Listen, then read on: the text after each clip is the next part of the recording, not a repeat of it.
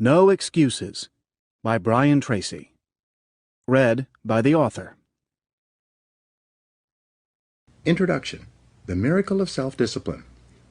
Mark Twain said that there are 1,000 excuses for failure, but never a good reason. Why are some people more successful than others? Why do some people make more money, live happier lives, and accomplish much more in the same number of years than the great majority? What is the real secret of success? Often I begin a seminar with a little exercise. I ask the audience, how many people here would like to double their incomes? Almost everyone smiles and raises their hands. I then ask, how many people here would like to lose weight, get out of debt, achieve financial independence? Again, everyone smiles, some people cheer, and they all raise their hands. Then I say, wonderful, these are great goals that everyone has. We all want to make more money, spend more time with our families, be fit and trim, and achieve financial independence.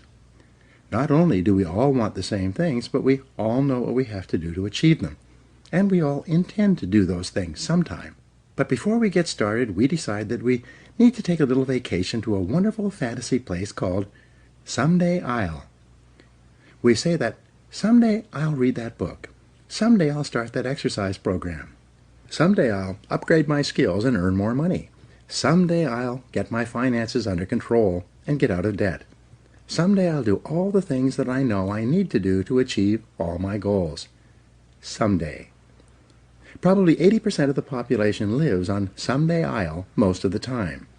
They think and dream and fantasize about all the things they're going to do someday. And who are they surrounded by on someday I'll? Other people on someday I'll. And what is the chief topic of conversation on someday I'll? Excuses. They all sit around and swap excuses for being on the island. Why are you here? They ask each other. And, not surprisingly, their excuses are largely the same. I didn't have a happy childhood. I didn't get a good education. I don't have any money. My boss is really critical. My marriage is no good. No one appreciates me. Or, the economy is terrible. They have come down with the disease of excusitis, which is invariably fatal to success. They all have good intentions, but as everyone knows, the road to hell is paved with good intentions. The first rule of success is simple. Vote yourself off the island. No more excuses. Do it or don't do it, but don't make excuses. Stop using your incredible brain to think up elaborate rationalizations and justifications for not taking action. Do something. Do anything. Get on with it. Repeat to yourself, if it's to be, it's up to me. Losers make excuses. Winners make progress. Now, how can you tell if your favorite excuse is valid or not? It's simple. Look around and ask, is there anyone else who has my same excuse who is successful anyway? When you ask this question, if you're honest, you'll have to admit that there are thousands and even millions of people who've had it far worse than you, who have gone on to do wonderful things with their lives. And what thousands and millions of other people have done, you can do as well, if you try. It's been said that if people put as much energy into achieving their goals as they spend making up excuses for failure, they would actually surprise themselves. But first, you have to vote yourself off the island. Very few people start off with many advantages. Personally, I did not graduate from high school. I worked at laboring jobs for several years. I had a limited education, limited skills, and a limited future. And then I began asking that question. Why are some people more successful than others? This question changed my life. Over the years, I've read thousands of books and articles on the subjects of success and achievement. It seems that the reasons for these accomplishments have been discussed and written about for more than 2,000 years in every conceivable way. One quality that most philosophers, teachers, and experts agree on is the importance of self-discipline. Discipline is what you must have to resist the lure of excuses.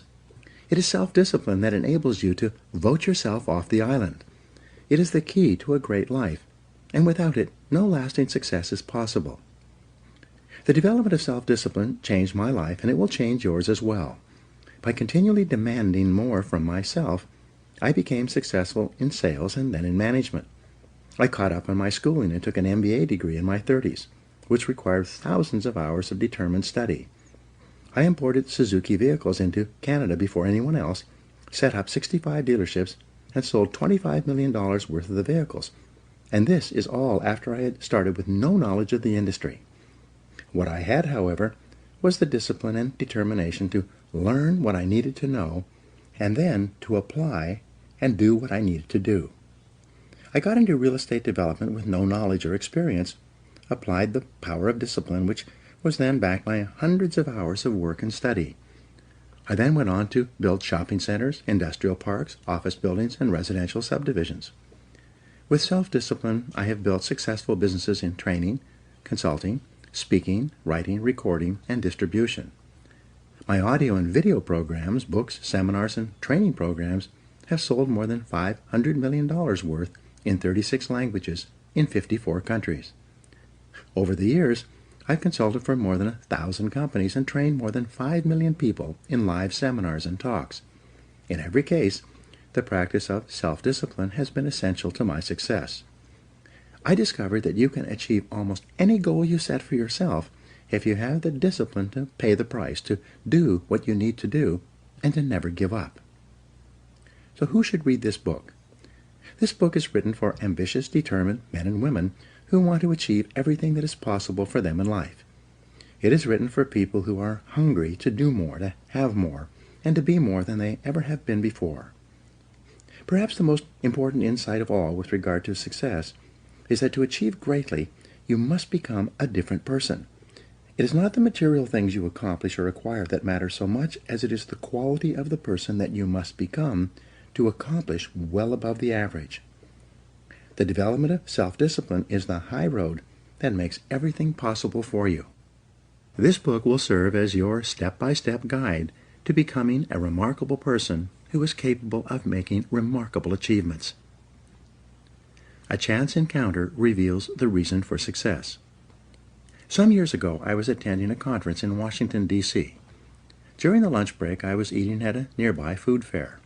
The area was crowded, so I sat down at the last open table by myself, even though it was a table for 4.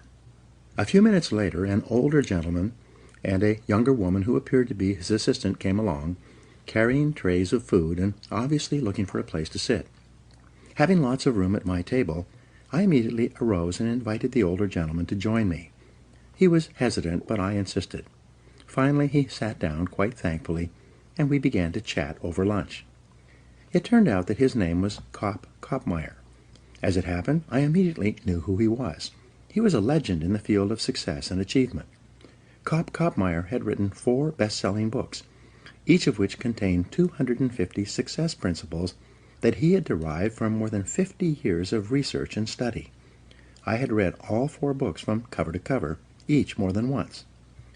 After we had chatted for a while, I asked him the question that many people in this situation would ask. Of all the 1,000 success principles that you have discovered, which do you think is the most important? He smiled at me with a twinkle in his eye, as if he had been asked this question many times, and he replied without hesitating. The most important success principle of all was stated by Albert Hubbard, one of the most prolific writers in American history, at the beginning of the 20th century. He said, "Self-discipline is the ability to do what you should do, when you should do it, whether you feel like it or not." He went on to say, "There are 999 other success principles that I have found in my reading and experience. But without self-discipline, none of them work.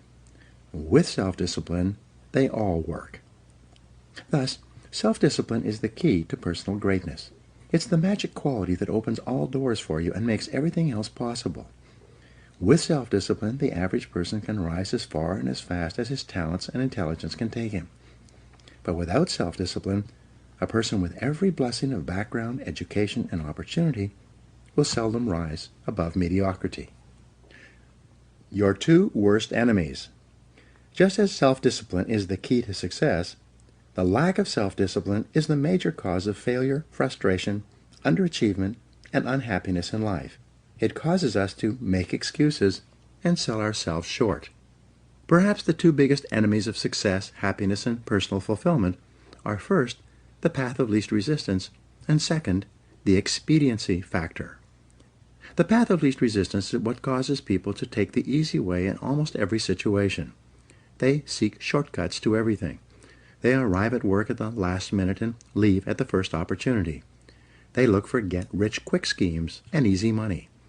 Over time, they develop the habit of always seeking an easier, faster way to get the things they want, rather than doing what is hard but necessary to achieve real success. The expediency factor, which is an extension of the law of least resistance, is even worse when leading people to failure and underachievement. This principle says, people invariably seek the fastest and easiest way to get the things they want right now, with little or no concern for the long-term consequences of their behaviors. In other words, most people do what is expedient, what is fun and easy, rather than what is necessary for success. Every day, and every minute of every day, there's a battle going on inside of you between doing what is right, hard, and necessary, like the angel on one shoulder, or doing what is fun, easy, and of little or no value, like the devil on your other shoulder.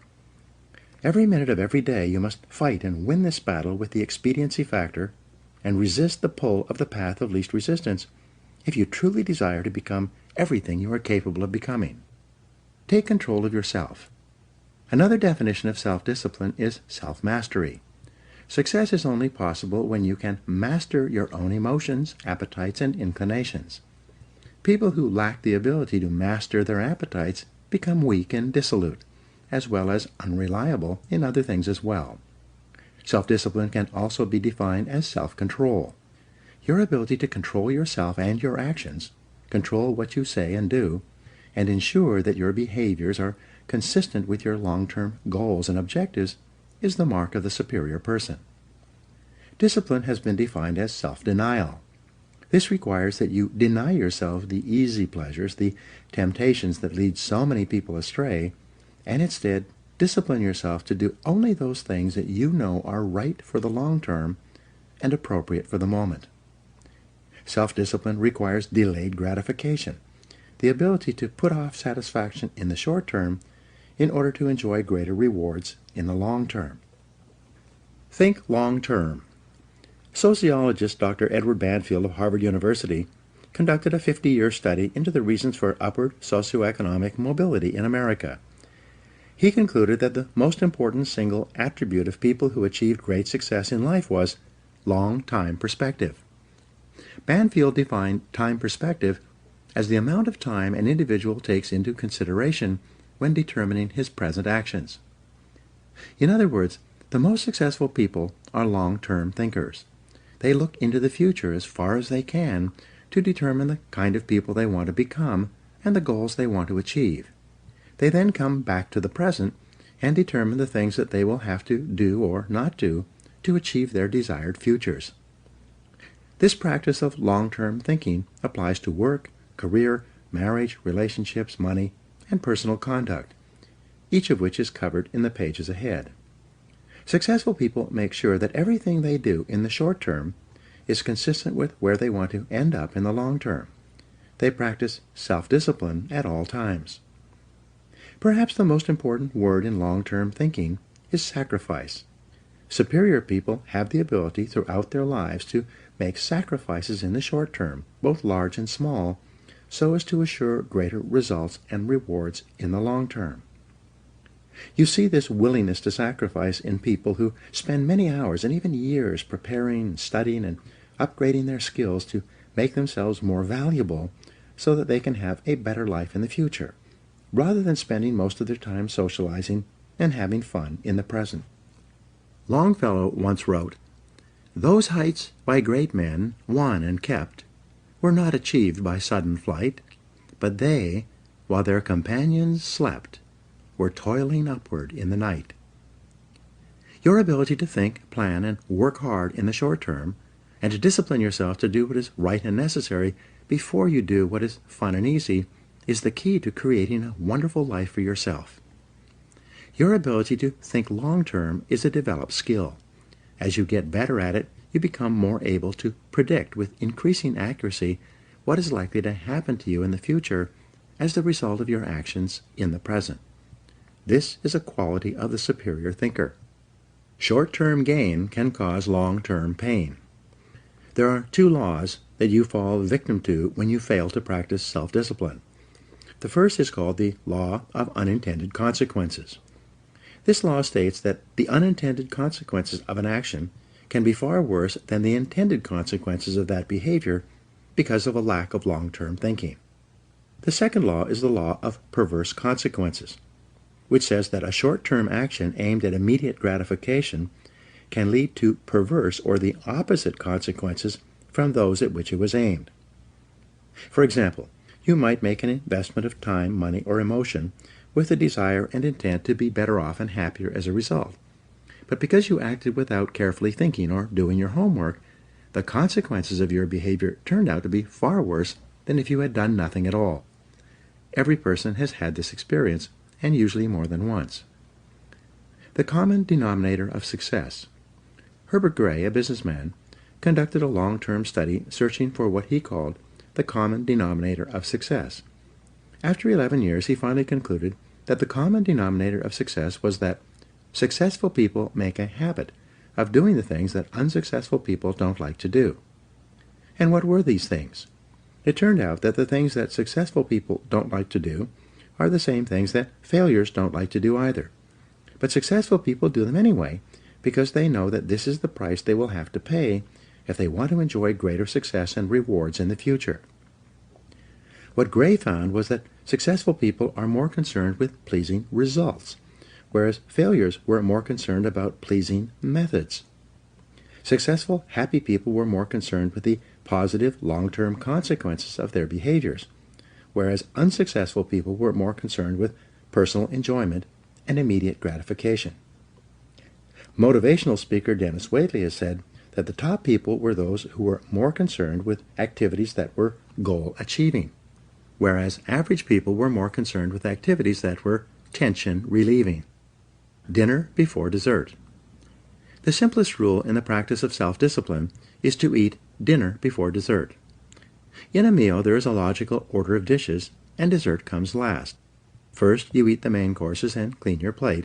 Only then do you have dessert. There's a cute but misleading bumper sticker that says, "Life is short, eat dessert first." Just think about what would happen if you came home from work and instead of eating a healthy dinner, you ate a large piece of apple pie with ice cream. What kind of appetite for healthy, nutritious food would you have afterward? With all that sugar in your stomach, how would you feel? Would you feel re-energized and eager to do something productive? Or would you feel tired and sluggish and ready to write off the day as largely finished? You get the same result when you go for a drink or two after work and then come home and turn on the television.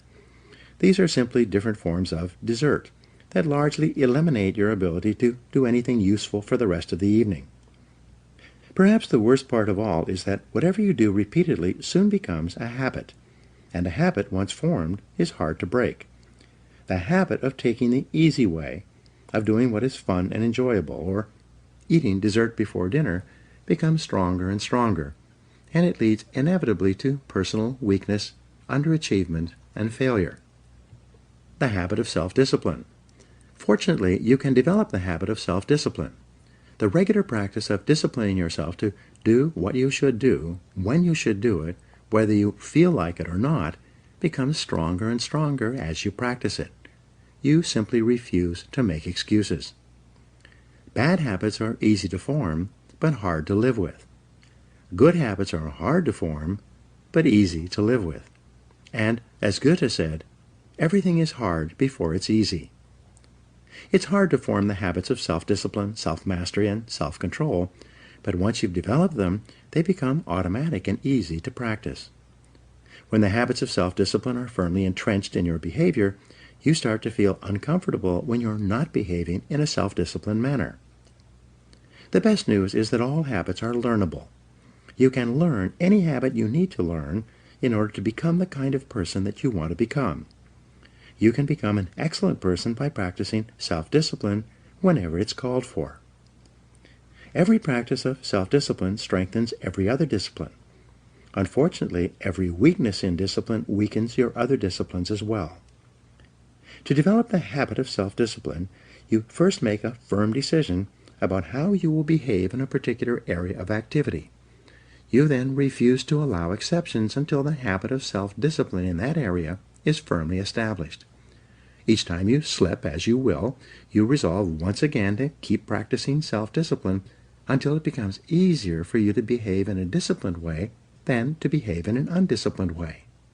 The big payoff. The payoff for developing high levels of self-discipline is extraordinary. There is a direct relationship between self-discipline and self-esteem. The more you practice self-mastery and self-control, the more you like and value yourself. The more you discipline yourself, the greater is your sense of self-respect and personal pride.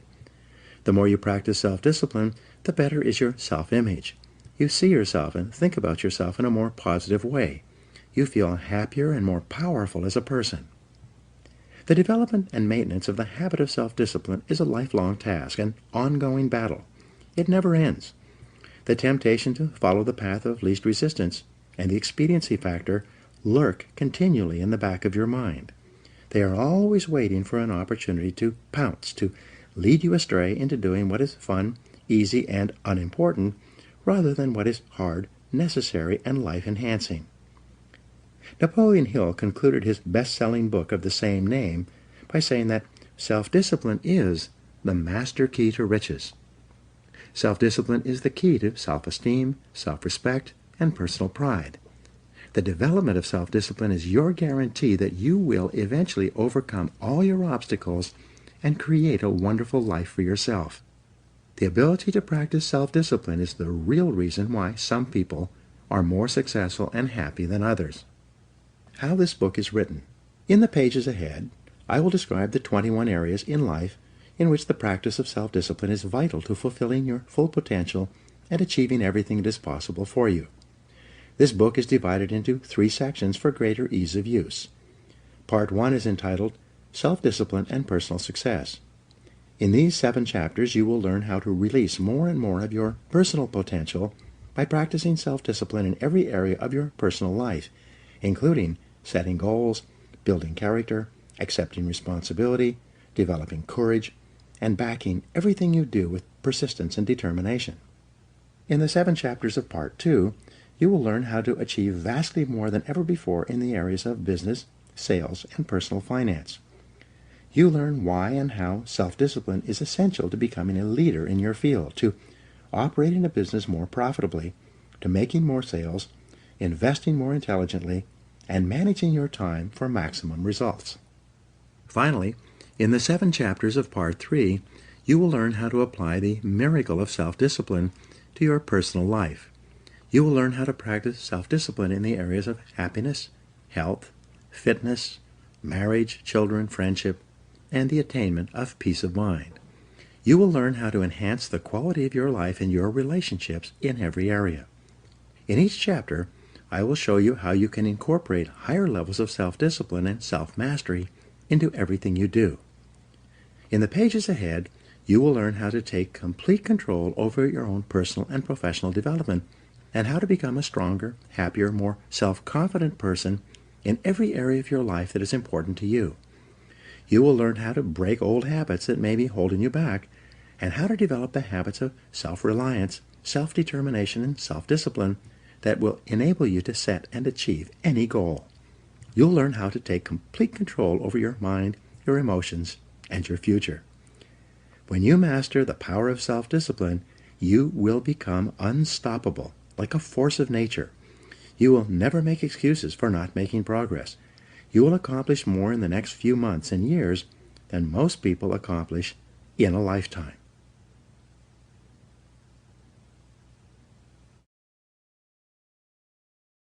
Part 1. Self-Discipline and Personal Success. Your success in life depends more on the person you become than on the things you do or acquire. As Aristotle wrote, the ultimate end of life is the development of character. In these chapters, you will learn how to develop and use discipline in order to become an excellent person. You'll learn how to develop greater self-esteem, self-respect, and personal pride. You will learn the essential disciplines required for personal greatness and how to build them into your own character and personality. Chapter 1. Self-Discipline and Success. Plato wrote, "The first and best victory is to conquer self." Why do some people accomplish so much more in their personal and professional lives than others? This question has occupied some of the very best minds throughout human history. More than 2,300 years ago, Aristotle wrote that the ultimate aim of human life is to be happy. He said that the great question that each of us must answer is, how shall we live in order to be happy? Your ability to ask and answer that question correctly for yourself, and then to follow where your answer leads you, will largely determine whether you achieve your own happiness and how soon. Begin with your own personal definition. How do you define success? If you could wave a magic wand and make your life perfect in every way, what would it look like? Describe your ideal life. If your business, work, and career were ideal in every way, what would they look like? What would you be doing? What sort of a company would you work for? What position would you have? How much money would you earn? What kind of people would you work with? And especially, what would you need to do more or less of to create your perfect career? If your family life were perfect in every way, what would it look like? Where would you live? And how would you be living? What kind of a lifestyle would you have? What sort of things would you want to have and do with the members of your family? If you had no limitations, and you could wave a magic wand, in what ways would you change your family life today? If your health were perfect, how would you describe it? How would you feel? How much would you weigh? How would your levels of health and fitness be different from what they are today? Most of all, what steps could you take immediately to begin moving toward your ideal levels of health and energy? If your financial situation were ideal, how much would you have in the bank? How much would you be earning each month and each year from your investments? If you had enough money so that you never had to worry about finances again, how much would that be? And what steps could you take starting today to create your ideal financial life? Do your own thing. A popular definition of success is being able to live your life in your own way, doing only those things that you want to do, with the people who you choose in the situations you desire. In each case, when you begin to define what success means to you, you can immediately see things that you should be doing more of or less of in order to begin creating your ideal life. And the biggest thing that holds you back from moving in the direction of your dreams is usually a lack of self-discipline and your favorite excuses. It's not that you don't know what to do, but rather that you don't have the discipline to make yourself do what you should do, whether you feel like it or not. Join the top 20%. In our society, the top 20% of people earn 80% of the money and enjoy 80% of the riches and rewards. This Pareto principle has been proven over and over again since it was first formulated in 1895 by Vilfredo Pareto. Your first goal in your career should be to get into the top 20% in your chosen field. In the 21st century, there's a premium on knowledge and skill. The more knowledge you acquire and the greater skill that you apply, the more competent and valuable you become. As you get better at what you do, your income earning ability increases like compound interest. Unfortunately, the majority of people, the bottom 80%, make little or no effort to upgrade their skills. Most people, according to Jeffrey Colvin's 2009 book, Talent is Overrated, learn their jobs in the first year of their employment, and then they never get any better. It is only the top people in every field who are committed to continuous improvement. Because of this increasing disparity of productive ability, based on knowledge, skill, and hard work, the top 1% of people in America today control as much as 33% of the financial assets, starting with nothing. Interestingly, almost everyone starts out the same in life with little or nothing. Almost all fortunes in America and worldwide are first generation. This means that most individuals started with little or nothing and earn everything they own in their current lifetime. The wealthiest people in America are almost all first-generation multi-billionaires. This is the case with wealthy Americans such as Bill Gates, Warren Buffett, Larry Ellison, Michael Dell, and Paul Allen. Fully 80% of millionaires and multimillionaires started with little money, often penniless and sometimes deeply in debt, with few advantages, such as Sam Walton, who died worth more than $100 billion. Why have these people been able to achieve so much when so many have achieved so little? In their book, The Millionaire Next Door, Thomas Stanley and William Danko interviewed more than 500 millionaires and surveyed 11,000 more over a 25-year period. They asked them why they felt they had been able to achieve financial independence when most of the people around them who started at the same place were still struggling. Fully 85% of this new generation of millionaires replied by saying something like, "I didn't have a better education or more intelligence, but I was willing to work harder than anyone else." Hard work is the key. The indispensable requirement for hard work is self-discipline. Success is only possible when you can overcome the natural tendency to cut corners and take the easy way. Lasting success is only possible when you can discipline yourself to work hard for a long, long time. As I mentioned in the introduction, I started my own life with no money or advantages. For years, I worked at laboring jobs, at which I earned just enough to get from paycheck to paycheck. I stumbled into sales when I could no longer find a laboring job, where I spun my wheels for many months before I began asking that question: why is it that some people are more successful in selling than others? One day, a top salesman told me that the top 20% of salespeople earn 80% of the money. I had never heard that rule before. This meant that the bottom 80% of salespeople had to be satisfied with the remaining 20%, with what was left over after the top people had taken the lion's share. I decided then and there that I was going to be in the top 20%, and this decision changed my life. The Great Law. Then I learned the iron law of the universe, which made getting into the top 20% possible. It was the law of cause and effect, or sowing and reaping.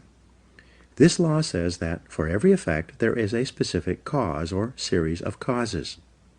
This law says that if you want to achieve success in any area, you must determine how success is achieved in that area and then practice those skills and activities repeatedly until you achieve the same results.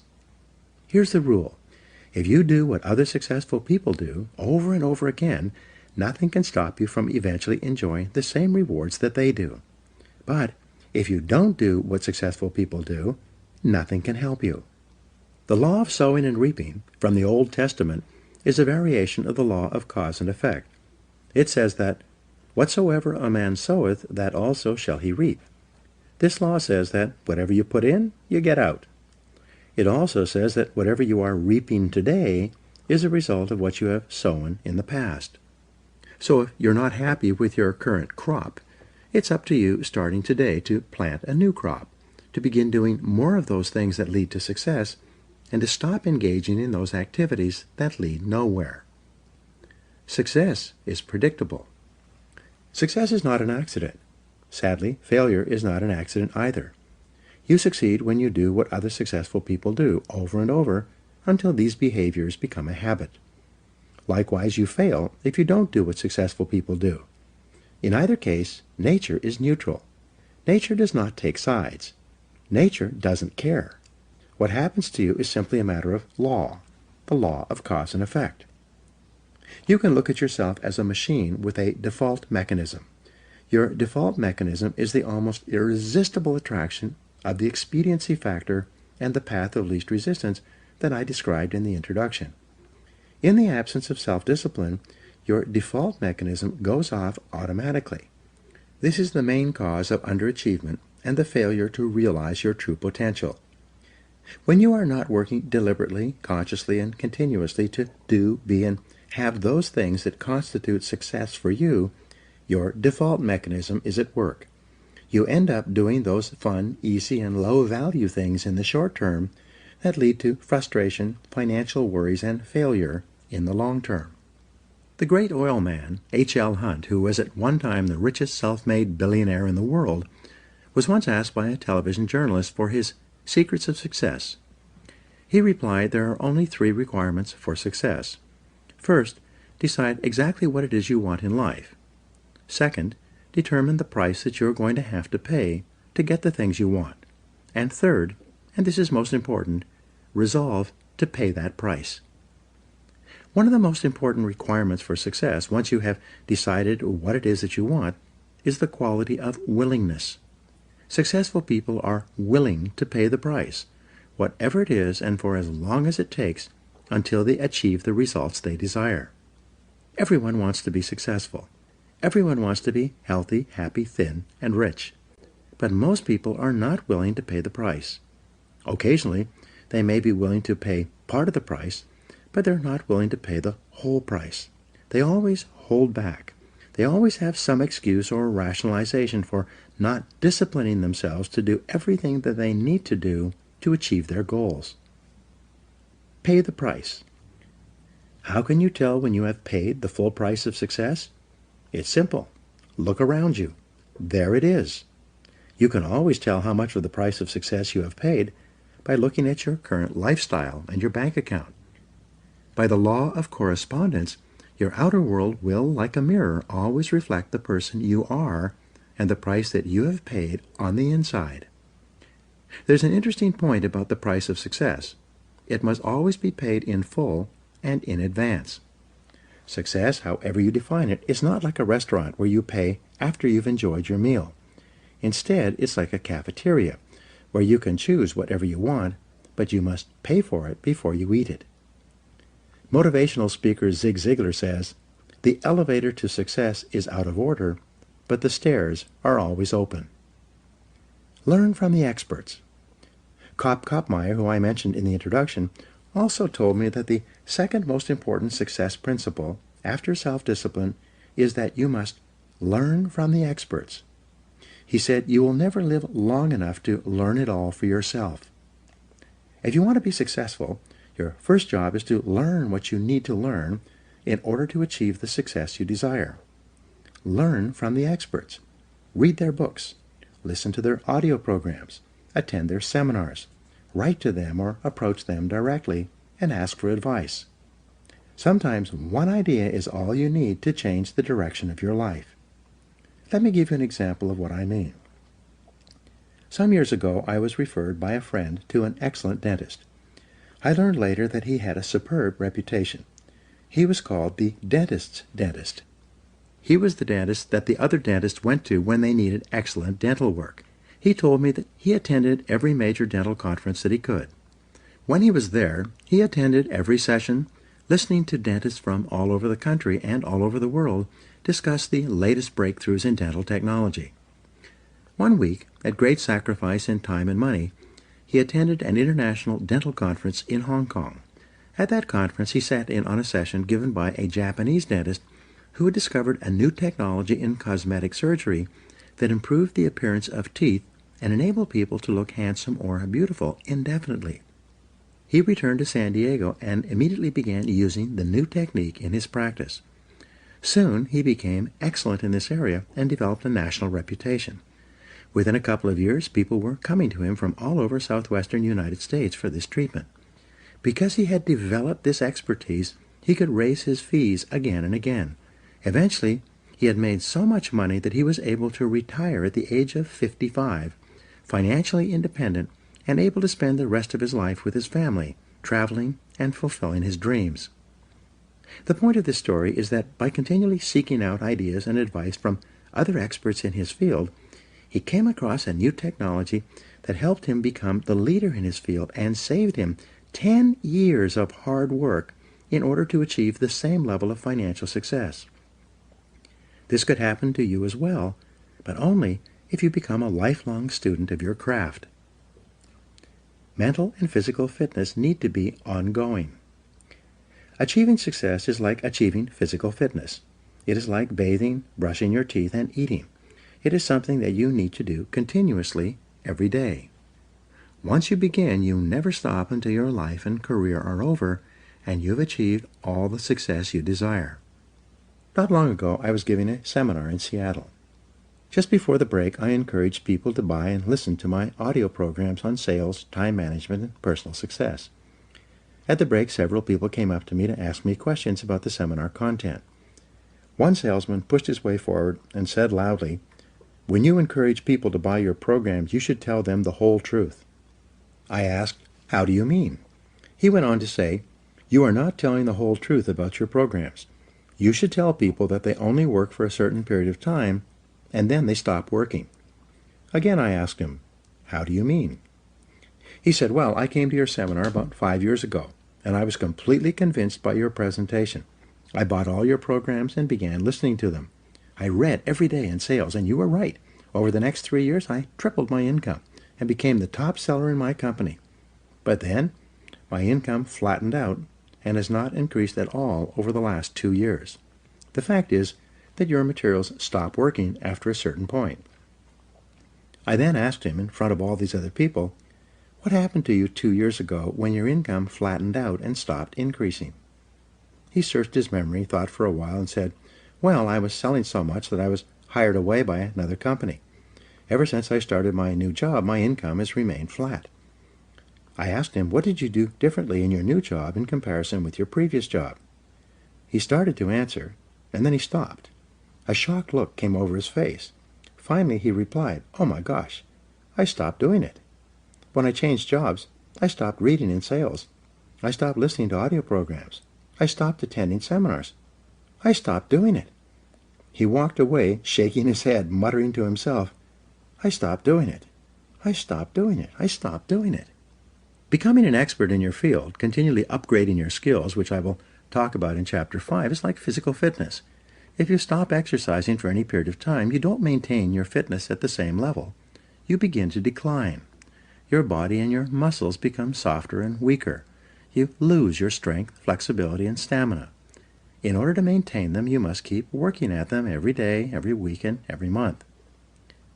Become all you can be. There's an even more important reason for you to practice the self-discipline that leads onward and upward to the great successes that are possible for you. The practice of self-discipline enables you to change your character, to become a stronger and better person. The exercise of self-discipline has a powerful effect on your mind and emotions, developing you into a different person from the one that you would have been without self-discipline. Imagine yourself in a chemistry lab. You mix a series of chemicals in a Petri dish and put it over a Bunsen burner. The Bunsen burner heats the chemicals to the point at which they crystallize and become hardened. But once you've crystallized these chemicals using intense heat, they cannot be transformed back into liquid form. In the same way, your personality begins like a liquid, soft, fluid, and formless. But as you apply the heat of self-discipline, as you exert yourself to do what is hard and necessary rather than what is fun and easy, your personality crystallizes and hardens at a higher level as well. The greatest benefit you enjoy from exerting self-discipline in the pursuit of your goals is that you become a different person.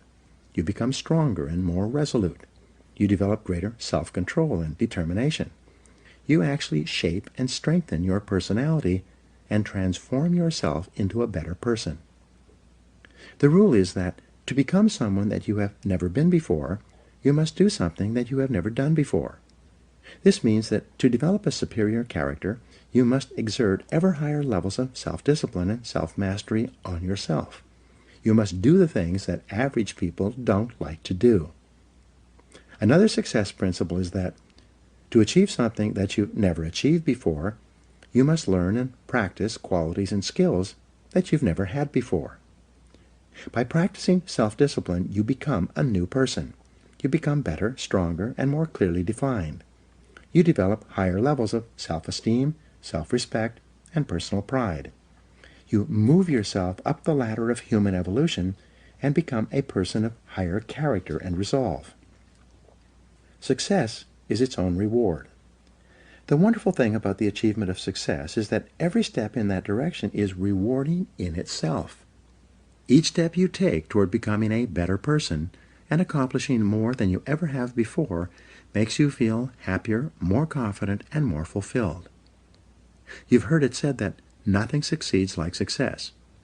What this means is that the greatest reward of success is not the money you make, but rather the excellent person you become in the process of striving toward success and exerting self-discipline every time it's required. In the next chapter, I will explain to you how you can become the truly excellent person you are capable of becoming. Now, Here are some action exercises. Take out a pen right now and write down your answers to the questions below. 1. If your work life and career were ideal, what would they look like? What one discipline could you develop that would help you to achieve it? 2. If your family life were ideal, what would it look like? And what one discipline would help you the very most to make it a reality? 3. If your health were perfect in every way, what discipline would you have that would make that possible? 4. If your financial situation were ideal today, what one discipline would you have that would help you the most? 5. Why aren't you already as successful as you would like to be? And what one discipline would help you the most to achieve all your goals? 6.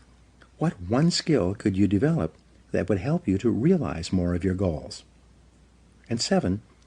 If you could wave a magic wand and be completely disciplined in any one area, which one discipline would have the greatest positive impact on your life?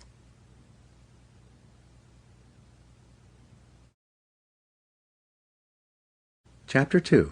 Self-Discipline and Character. Henry Ward Beecher wrote, "Hold yourself responsible for a higher standard than anyone else expects of you. Never excuse yourself, never pity yourself. Be a hard master to yourself, and be lenient to everyone else." The development of character is the great business of life. Your ability to develop a reputation as a person of character and honor is the highest achievement of both social and business life. Ralph Waldo Emerson wrote, "What you do speaks so loudly that I cannot hear a word you say." The person you are today, your innermost character, is the sum total of all your choices and decisions in life up to this date. Each time you have chosen rightly and acted consistently with the very best that you know, you have strengthened your character and become a better person. The reverse is also true. Each time you have compromised, taken the easy way, or behaved in a manner inconsistent with what you knew to be right, you have weakened your character and softened your personality. The great virtues. There are a series of virtues or values that are usually possessed by a person of character. These are courage, compassion, generosity, temperance, persistence, and friendliness, among others. We'll talk about some of these in Part 3 of this book. Coming before all these values, however, is the most important one of all when determining the depth and strength of your character: integrity. It is your level of integrity, living in complete truth with yourself and others, that demonstrates more than anything else the quality of your character. In a way, integrity is actually the value that guarantees all the other values. When your level of integrity is higher, you are more honest with yourself and more likely to live consistently with all the other values that you admire and respect. However, it takes tremendous self-discipline to become a person of character. It takes considerable willpower to always do the right thing in every situation. And it takes both self-discipline and willpower to resist the temptation to cut corners, to take the easy way, or to act for short-term advantage. All of life is a test to see what you are really made of deep down inside. Wisdom can be developed in private through study and reflection, but character can only be developed in the give and take of daily life, when you are forced to choose and decide among alternatives and temptations. The test of character. It is only when you are under pressure, when you are forced to choose one way or another to either live consistently with a value or to compromise it, that you demonstrate your true character. Emerson also said, "Guard your integrity as a sacred thing. Nothing at last is sacred except the integrity of your own mind." You are a choosing organism. You are constantly making choices, one way or the other. Every choice you make is a statement about your true values and priorities. At each moment, you choose what is more important or of higher value to you over what is less important or of lesser value. The only bulwark against temptation, the path of least resistance, and the expediency factor is character. The only way you can develop your full character is by exerting your willpower in every situation when you are tempted to do what is easy and expedient rather than what is correct and necessary. the big payoff.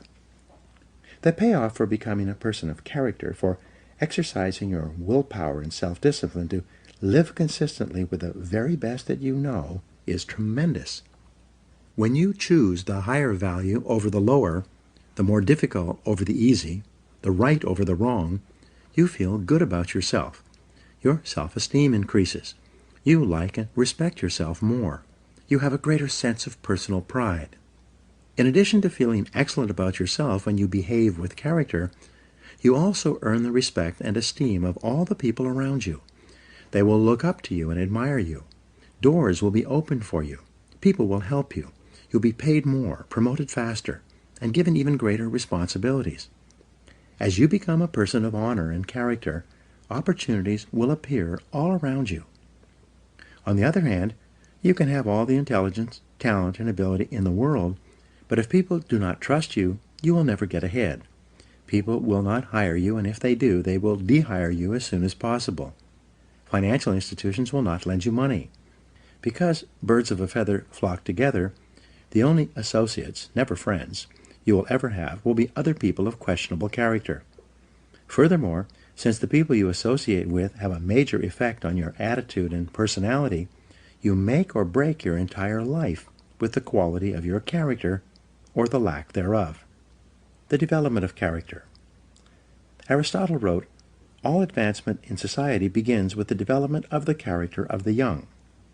This means that advancement in your life begins with the learning and practice of values. You learn values in one or all of three ways: instruction, study, and practice. Let's look at each of these more closely. Teach your children values. One of the chief roles of parenting is to teach children values. This requires patient instruction and explaining values to them over and over again as they are growing up. Once is never enough. The value and the importance of living by that value must be explained. Parents must not only give illustrations, but also contrast the adherence to a value, especially that of telling the truth, with its opposite, that of lying or telling half-truths. Children are very susceptible to the lessons they receive from the important people in their lives as they are growing up. They accept what you say as their parent as a fact, as absolute truth. They absorb what you say like a sponge. You write your description of values on their souls, which are like wet clay, so that what you write becomes a permanent part of the way they see the world and relate to life. More than anything else, as we'll see in Chapter 19, you demonstrate your values in your behavior. Your children watch you and strive to emulate the values that you not only teach and preach, but also practice. And they are always watching. The Rockefeller family children were famous for being taught financial values at an early age. Even though their father was one of the richest men in America, the children were given tasks and chores to perform before they received their allowances. They were then instructed on how to spend their allowances, how to save, how much to give to charity, and how much to invest. As a result, they grew up to become successful businessmen and statesmen, unlike children who had grown up in wealthy homes who were seldom disciplined in money matters. Study the values you admire. You learn values by studying them closely. The law of concentration says that whatever you dwell upon grows and increases in your life. What this means is that when you study and read stories about men and women who demonstrated the kind of values that you admire and respect, and then think about those stories and that behavior, those values sink ever deeper into your mind.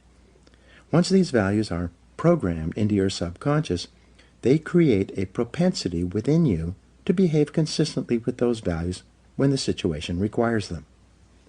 For example, in military training, soldiers are continually told stories of courage, obedience, discipline, and the importance of supporting their fellow soldiers. The more they hear these stories, discuss them, and think about them, the more likely they are to behave consistently with these values when they are under the pressure of actual combat. The core value or virtue of character is truth. Whenever you tell the truth, however inconvenient it may be at the time, you feel better about yourself and you earn the respect of the people around you.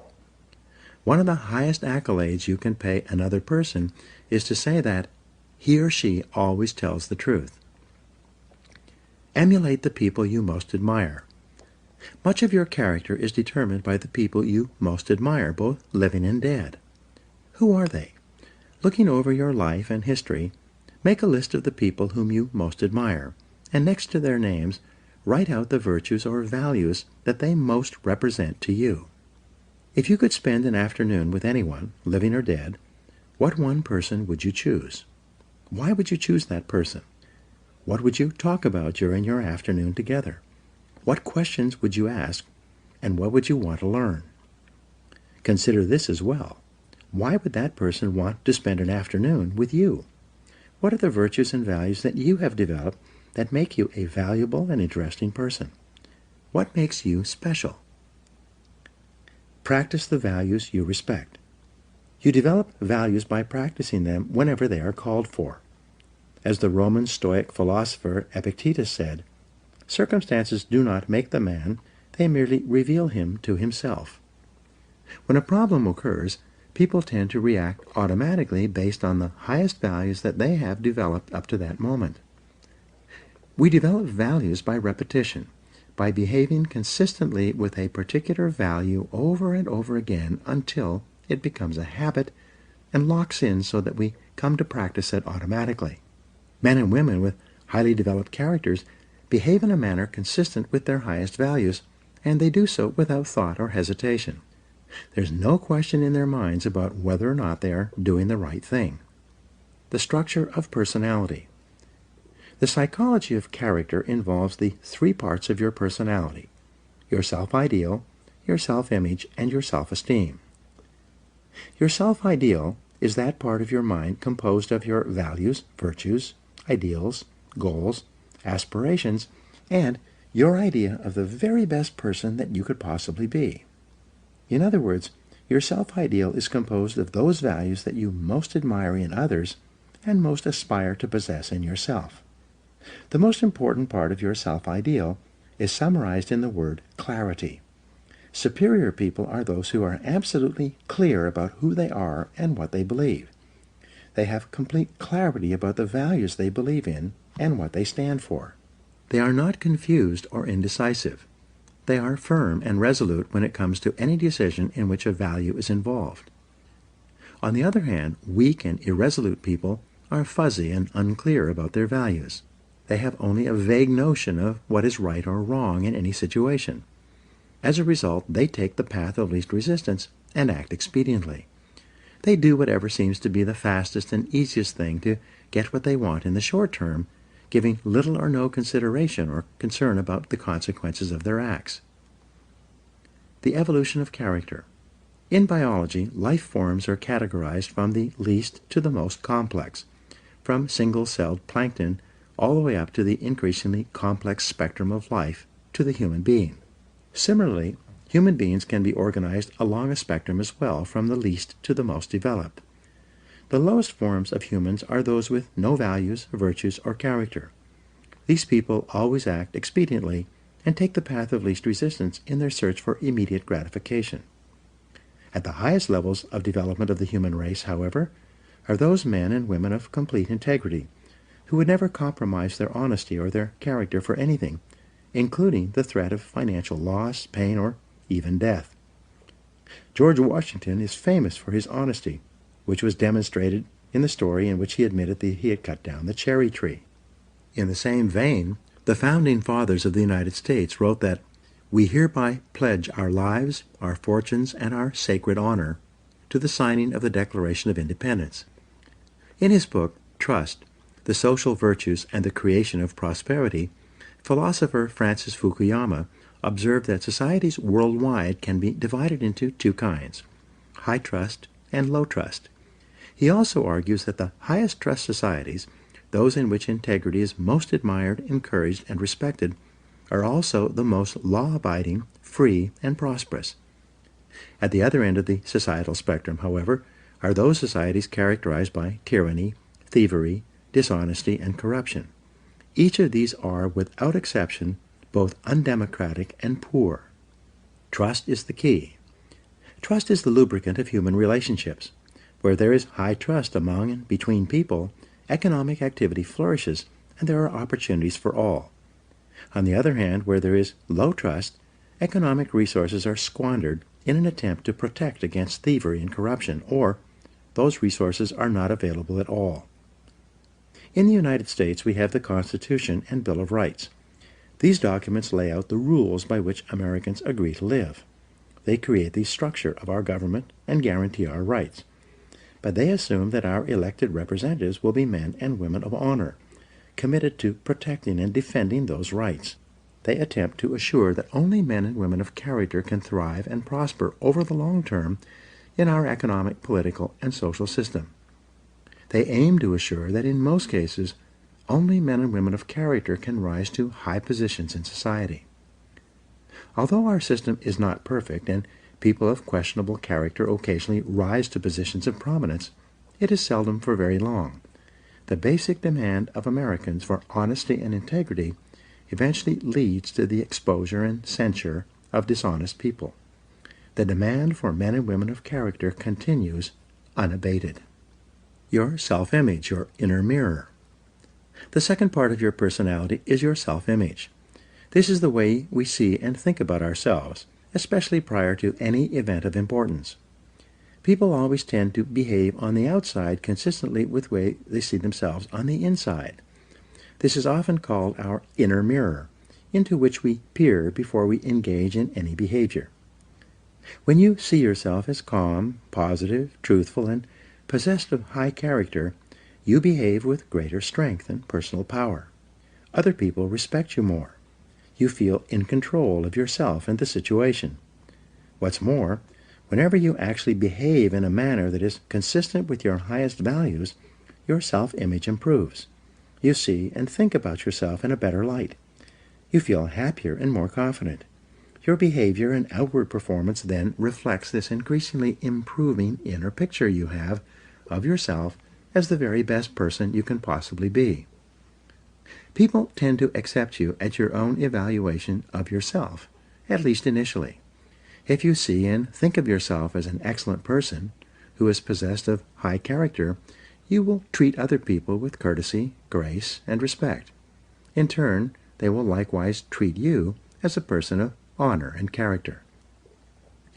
Your self-esteem, how much you like yourself. The third part of your personality is your self-esteem. This is how you feel about yourself, your emotional core. Your self-esteem is defined as how much you like yourself. But it's more than only this. The more you see yourself as a valuable and important person, the more positive and optimistic you will be. When you truly consider yourself to be important and valuable, you will treat other people as if they are important as well. Your self-esteem is largely determined by how consistent your self-image, which shapes your personal behavior, is with your self-ideal or your vision of the very best person you can possibly be. Whenever you act consistently with who you consider an excellent person to be, your self-image improves and your self-esteem increases. You like and respect yourself more. You feel happy about yourself and others. The more you like yourself, the more you like others, and the more they like you in return. By acting with character and in harmony with your highest values, you put your whole life, internally and externally, into an upward spiral. In every area of your life, things will get better and better for you. Your role models have a tremendous impact on shaping your character. The more you admire a person and his or her qualities, the more you strive, both consciously and unconsciously, to become like that person. This is why clarity is so important. Always behave consistently. Whenever you act in a way that is consistent with your values, you feel good about yourself. Whenever you compromise your values for any reason, you feel bad about yourself. This also means that when you compromise your values, your self-confidence and self-esteem go down. You feel uneasy and inferior, inadequate and uncomfortable. When you compromise your values, deep down inside you feel that something is fundamentally wrong. Almost all human problems can be solved by a return to your highest values and your innermost convictions. When you look back, there have probably been situations in your life when you have compromised your values in order to save an investment, keep a job, preserve a relationship or maintain a friendship. In each case, you have felt worse and worse until you finally broke it off and walked away. And how did you feel when you finally had the strength of character to walk away? You felt wonderful. Whenever you use your willpower and strength of character to return to the values that are most dear to you, you are rewarded with a wonderful feeling of happiness and exhilaration. You feel energized and free. You wonder why you didn't make that decision a long time ago. Do the right thing. In the development of character that is based on self-discipline and willpower, long-term thinking is essential. The more you think about the long-term consequences of your behavior, the more likely it is that you will do the right thing in the short term. So when you have to make a choice or decision, always ask the magic question, what's important here? Practice the universal maxim of Immanuel Kant, the philosopher. He said, resolve to behave as though your every act were to become a universal law for all people. One of the great questions for the development of character is this: what kind of a world would this world be if everyone in it was just like me?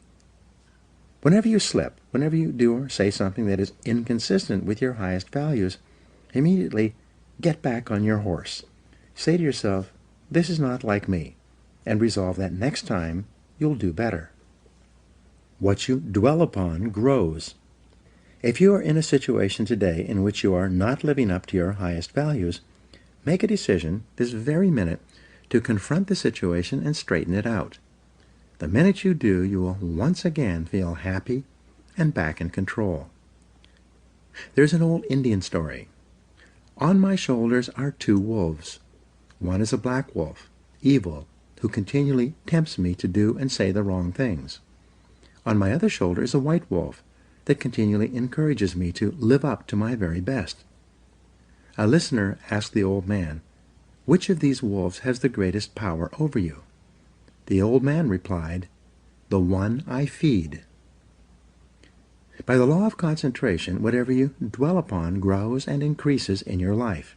When you think and talk about the virtues and values that you most admire and respect, you therefore program those values deeper and deeper into your subconscious until they begin to operate automatically in every situation. Whenever you exercise your self-discipline and willpower to live your life consistently with those values that you most aspire to be known for, you begin to move rapidly along the path to becoming an excellent person. Now here are some action exercises for you. Take out a sheet of paper and write out your answers to these questions. 1. Name 3 people, living or dead, who you most admire, and describe one quality of each of them that you respect. 2. Determine the most important virtue or quality in your life that you strive the most to practice or emulate. 3. Identify those situations in which you feel the most confident, in which you feel like the very best person you could possibly be. 4. What situations give you your greatest feelings of self-esteem and personal worth? 5. If you are already an excellent person in every respect, how would you behave differently from today onward? 6. What one quality would you like people to think of when your name is mentioned, and what could you do to ensure this happens? 7. In what one area do you need to be more truthful and practice higher levels of integrity than you do today? Whatever your answers, write them down, and then begin to practice them.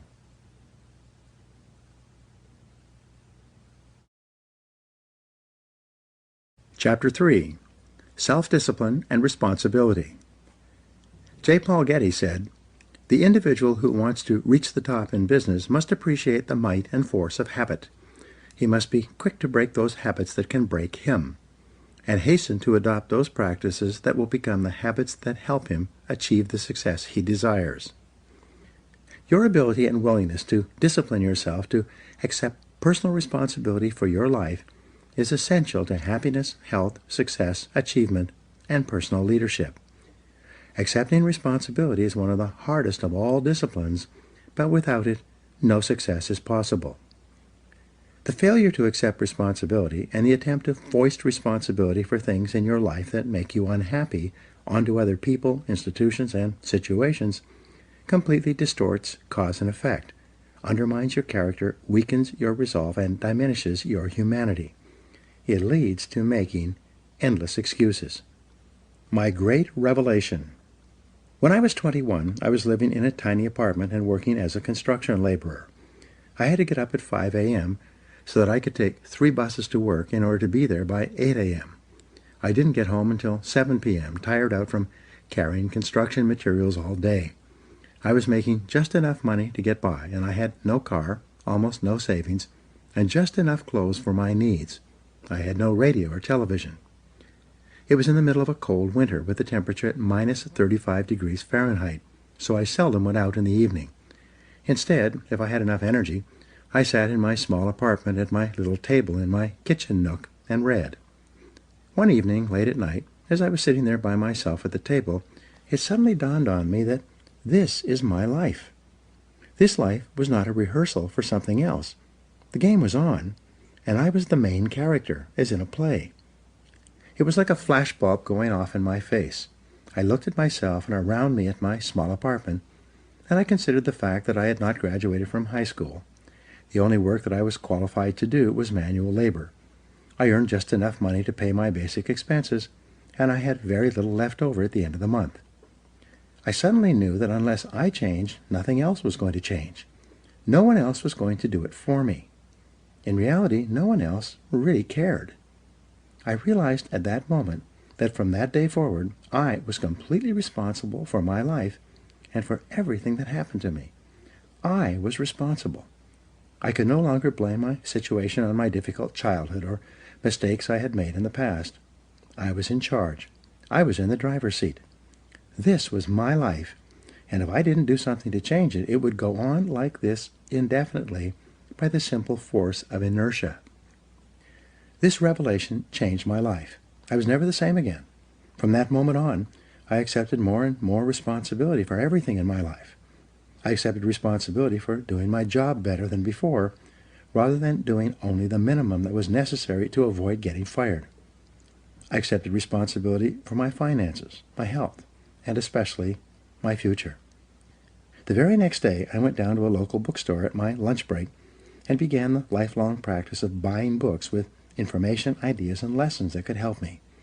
I dedicated my life to self-improvement, to continuous learning in every way possible.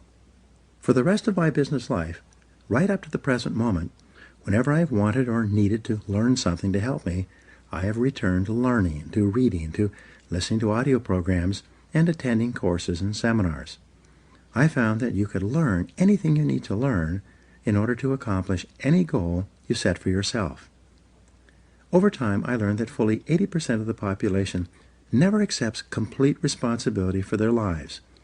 They continually complain, criticize, make excuses, and blame other people for things in their lives about which they're not happy.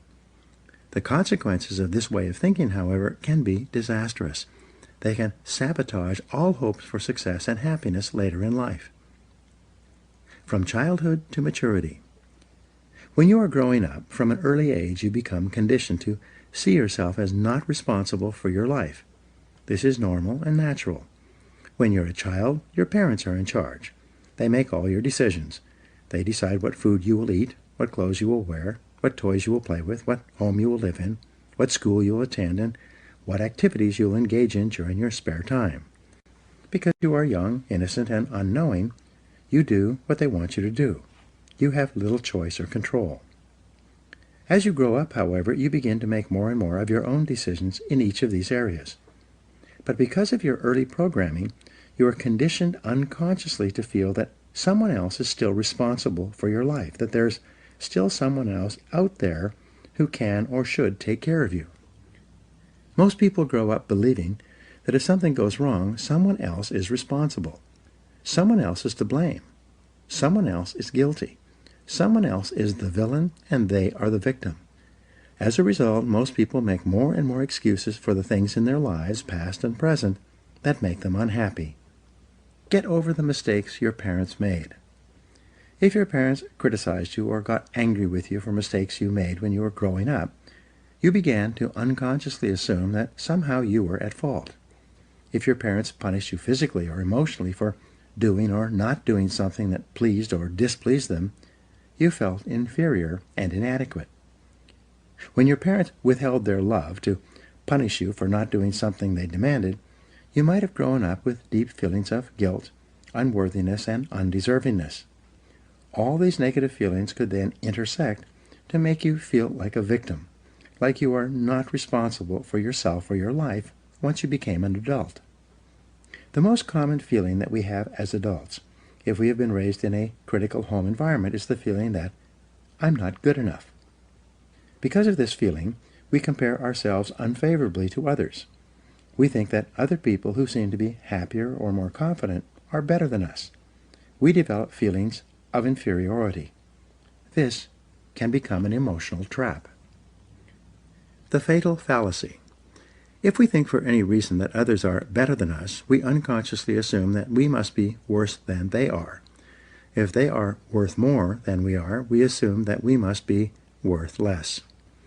This feeling of inadequacy or worthlessness lies at the root of most personality problems in our lives, as well as most political and social problems in our world, both nationally and internationally. To escape from these feelings of guilt and worthlessness that have been instilled in us as the result of destructive criticism in childhood, we lash out at our world, other people, and situations. In any part of our life with which we are unhappy or discontented, our first reaction is to look around and ask, who's to blame? Most religions teach the concept of sin, which states that whenever something goes wrong, someone is to blame. Someone has done something bad. Someone is guilty. Someone must be punished. This whole idea of guilt and punishment leads to ever-increasing feelings of anger, resentment, and irresponsibility. An attitude of irresponsibility. Our courts today are clogged with thousands of people demanding redress and payment for something that went wrong in their lives.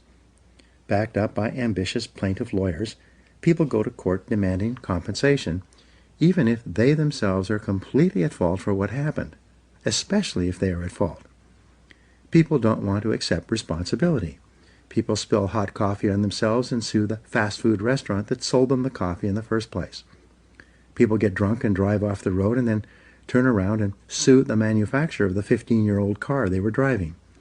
People climb up on a stepladder and lean over too far, falling to the ground. They then sue the ladder manufacturer for their injury. In each case, people are attempting to escape responsibility for their own behaviors by blaming someone else, making excuses, and then demanding compensation. Eliminating negative emotions. The common denominator of all people is the desire to be happy.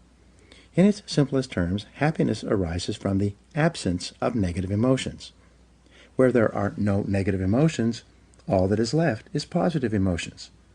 Therefore, the elimination of negative emotions is your great business in life if you truly wish to be happy. There are dozens of negative emotions. Although the most common are guilt, resentment, envy, jealousy, fear, and hostility, they all ultimately boil down to a feeling of anger, directed either inward or outward. Anger is directed inwardly when you bottle it up rather than expressing it constructively to others. Anger is directed outwardly when you criticize or attack other people. Psychosomatic illness. Negative emotions are the major causes of psychosomatic illness. This occurs when the mind, psycho, makes the body, soma, sick. Negative emotions, especially as expressed in the form of anger, weaken your immune system and make you susceptible to colds, flu, and other diseases. Uncontrolled bursts of anger can actually bring about heart attacks, strokes, and nervous breakdowns. Here's the great discovery. All negative emotions, especially anger, depend for their very existence on your ability to blame someone or something else for something in your life that you're not happy about. It takes tremendous self-discipline to refrain from blaming others for our problems. It takes enormous self-control to refuse to make excuses. It takes tremendous self-discipline for you to accept complete responsibility for everything you are, everything you become, and everything that happens to you. Even if you are not directly responsible for something that happens, like Hurricane Katrina, you are responsible for your responses, for what you do and say from that moment forward. It takes tremendous self-mastery for you to take complete control of your conscious mind and deliberately choose to think positive, constructive thoughts that enhance your life and improve the quality of your relationships and results. But the payoff of this form of positive thinking is tremendous. Blaming is easy. By following the path of least resistance, the easiest and most mindless behavior of all is for a person to lash out and blame someone else anytime anything goes wrong for any reason. People who develop the habit of automatically blaming often become angry at things. Blaming inanimate objects when they do not function as expected is so silly that it almost becomes a mild form of insanity. People become angry at doors that stick. They swear at tools that they are using when they themselves make a mistake. They get mad when their car doesn't start. Even if it is an inanimate object, if it doesn't work perfectly, then the thing must be to blame. People will often kick a car that they are mad at or a box that they tripped over. The antidote to negative emotions. The fastest and most dependable way to eliminate negative emotions is to immediately say, I am responsible. Whenever something happens that triggers anger or a negative reaction of any kind, quickly neutralize the feelings of negativity by saying, I am responsible. The law of substitution says that you can substitute a positive thought for a negative one.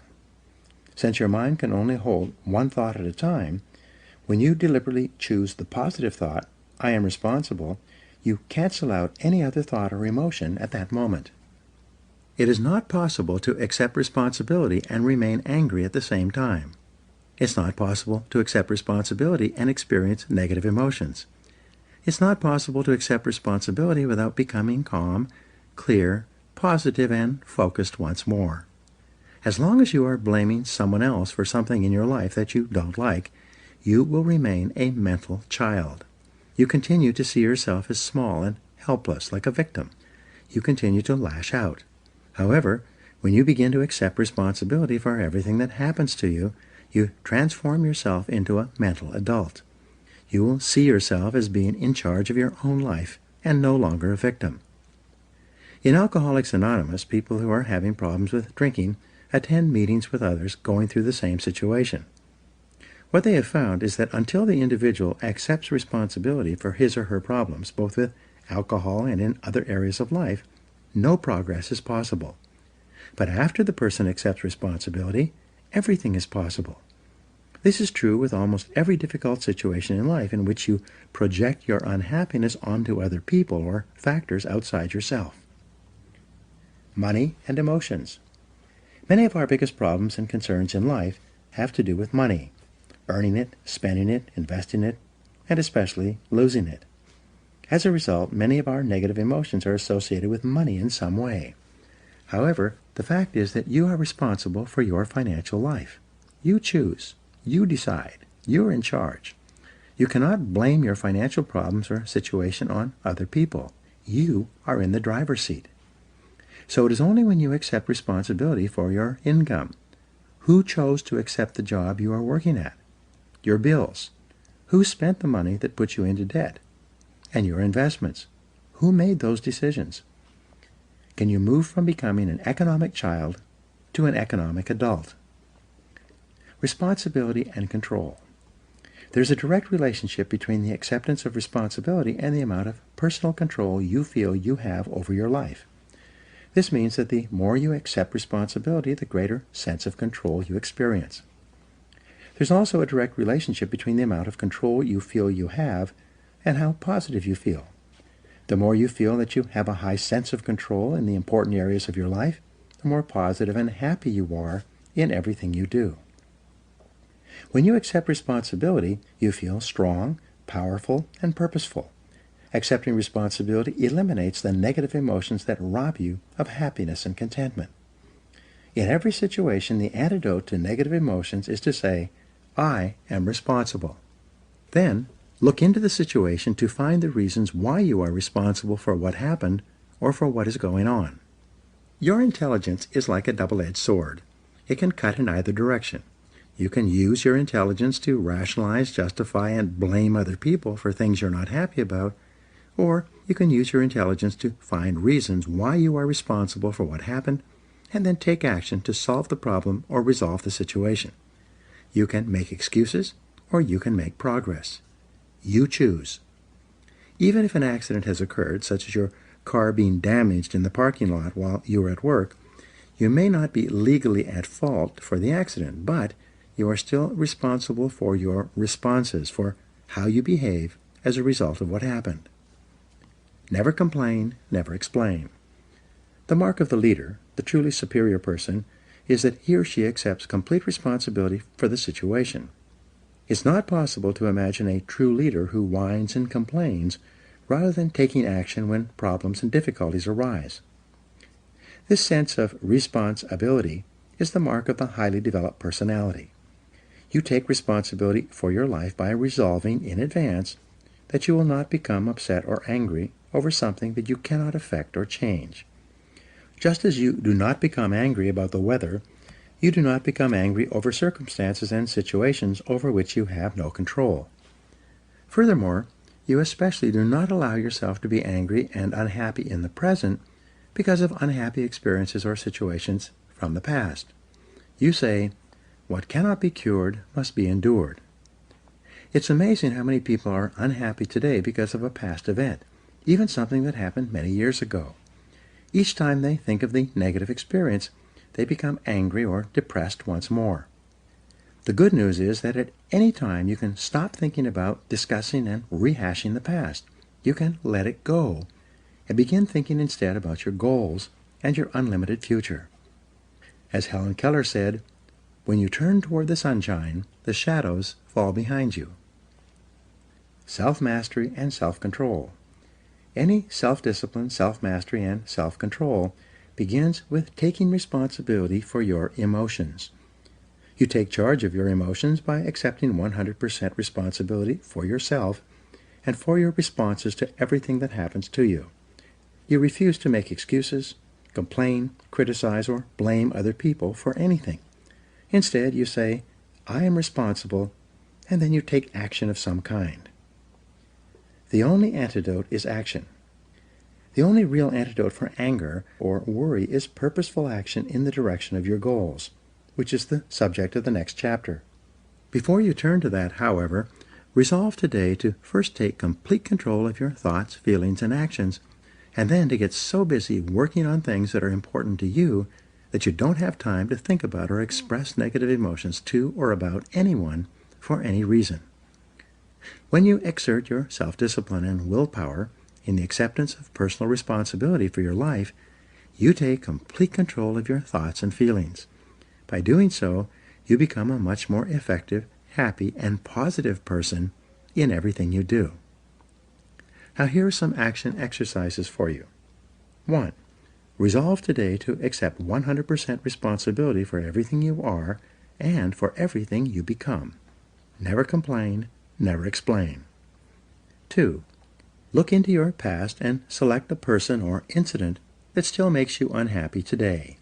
Instead of justifying your negative feelings, look for reasons why you were partially responsible for what happened. 3. Select a relationship in your past that made you unhappy, and then give 3 reasons why you were responsible for what occurred. 4. Select one person in your past with whom you are still angry, and resolve to forgive that person completely for what happened. This act will liberate you emotionally. 5. Accept complete responsibility for your financial situation, and refuse to blame any financial problems on anyone else. Now, what steps are you going to take to resolve that situation? 6. Accept complete responsibility for your family situation with each person, and then take immediate action to improve your relationships wherever there may be problems. And number 7, accept 100% responsibility for your health. Resolve today to do or stop doing whatever is necessary for you to attain excellent all-around health.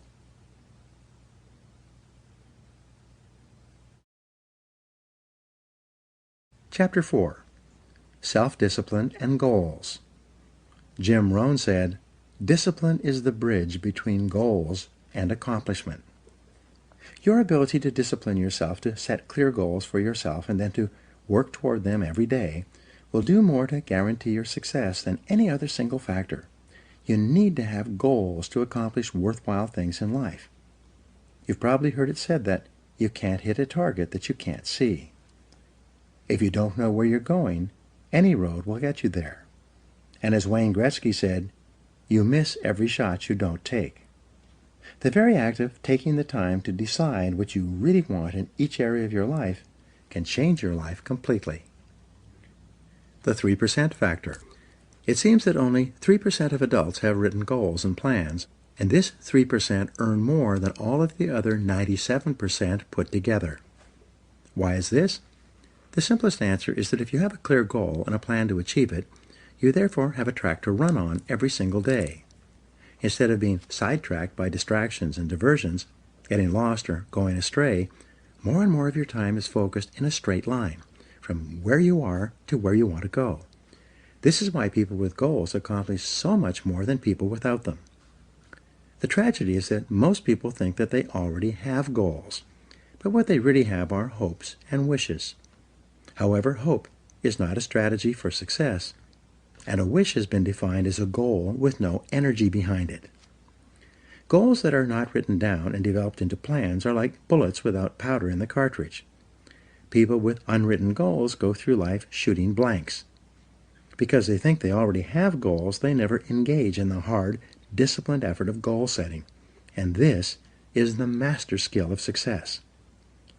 Multiply your chances of success.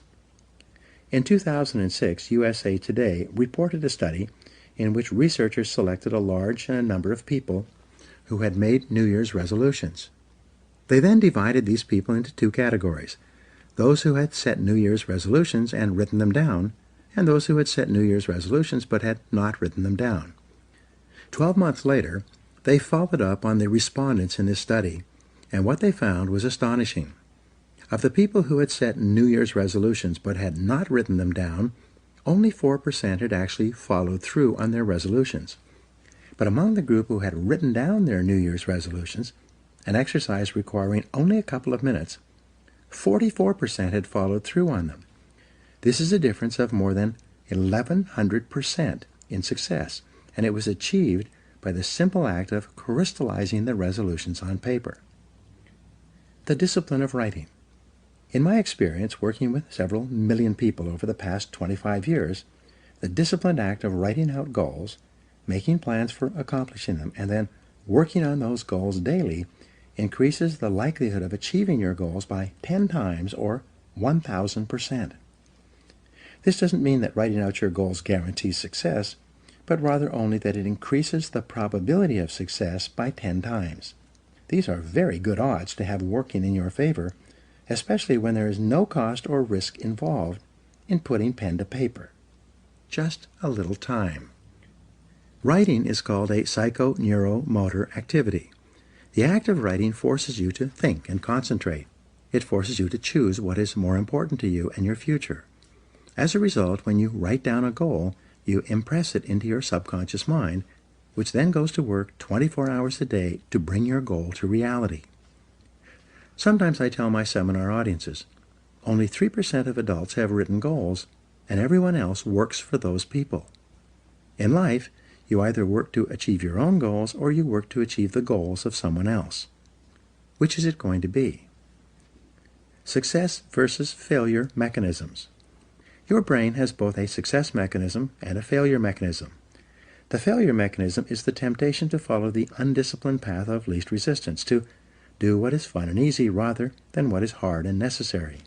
Your failure mechanism operates automatically throughout your life, which is the major reason why most people fail to fulfill their individual potentials. While your failure mechanism functions automatically, your success mechanism is triggered by a goal. When you decide on a goal, you override your failure mechanism and can help you change the direction of your life.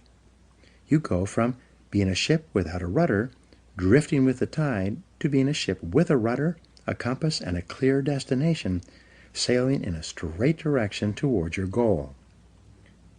The power of goals. A client of mine recently told me an interesting story. He said that he had attended one of my seminars in 1994 where I spoke about the importance of writing down goals and making plans for accomplishing them. At that time, he was 35 years old, selling cars for a dealership in Nashville and earning about $50,000 a year. He told me that that day changed his life. He began writing out his goals and plans and working on them daily. 12 years later, he was earning more than $1 million a year and was the president of a fast-growing company that sells services to some of the biggest companies in the country. He told me that he could not imagine what his life would have been like if he had not taken out a piece of paper and written down the goals he wanted to achieve in the years ahead. Take control of your life. Aristotle wrote that human beings are teleological organisms, which simply means that we are purpose-driven.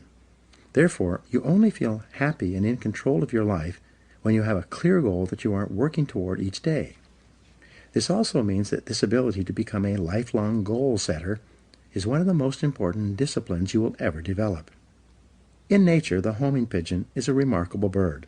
It has an uncanny instinct that enables it to fly back to its home roost, no matter how far away it starts or in what direction it must go. You can take a homing pigeon out of its roost, put it in a cage, put the cage in a box, cover the box with a blanket, and put the covered box in the back of a pickup truck. You could then drive 1,000 miles in any direction, open up the truck, take out the box, take off the blanket, open the cage, and throw the homing pigeon up into the air. The homing pigeon will circle 3 times, get its bearings, and then fly straight back to its home roost. This is the only creature on earth that has this ability, except for human beings, except for you. You also have this remarkable homing ability within your own brain, but with one special difference. The homing pigeon seems to know instinctively exactly where its home roost is located. It then has the ability to fly directly back to that roost. In contrast, when human beings program a goal into their minds, they can then set out without having any idea where they will go or how they will achieve that goal. But by some miracle, they will begin to move unerringly toward that goal, and the goal will begin to move toward them. Still, many people are hesitant to set goals. They say, I want to be financially independent, but I have no idea how I'm going to get there. As a result, they don't even set financial success as a goal. But the good news is that you don't need to know how to get there. You just need to be clear about what you want to accomplish, and the goal-striving mechanism in your brain will guide you unerringly to your destination. For example, you can decide that you are going to find your ideal job, in which you work for and with people you like and respect, and do work that is both challenging and enjoyable. You take some time to write down an exact description of what your ideal job and workplace would look like, and then you go out into the job market and begin searching. After a series of interviews, you will often walk into the right place at the right time and find yourself in exactly the right job. Almost everyone has had this experience at one time or another. You can have it by design rather than by chance, simply by developing absolute clarity about what you really want. The 7-step method to achieving your goals. There are 7 simple steps that you can follow to set and achieve your goals faster. There are more complex and detailed goal-achieving methodologies, but this 7-step method will enable you to accomplish 10 times more than you've ever accomplished before, and you will do so far faster than you can currently imagine. Step 1. Decide exactly what you want. Be specific. If you want to increase your income, decide on a specific amount of money rather than to just make more money. Step 2. Write it down.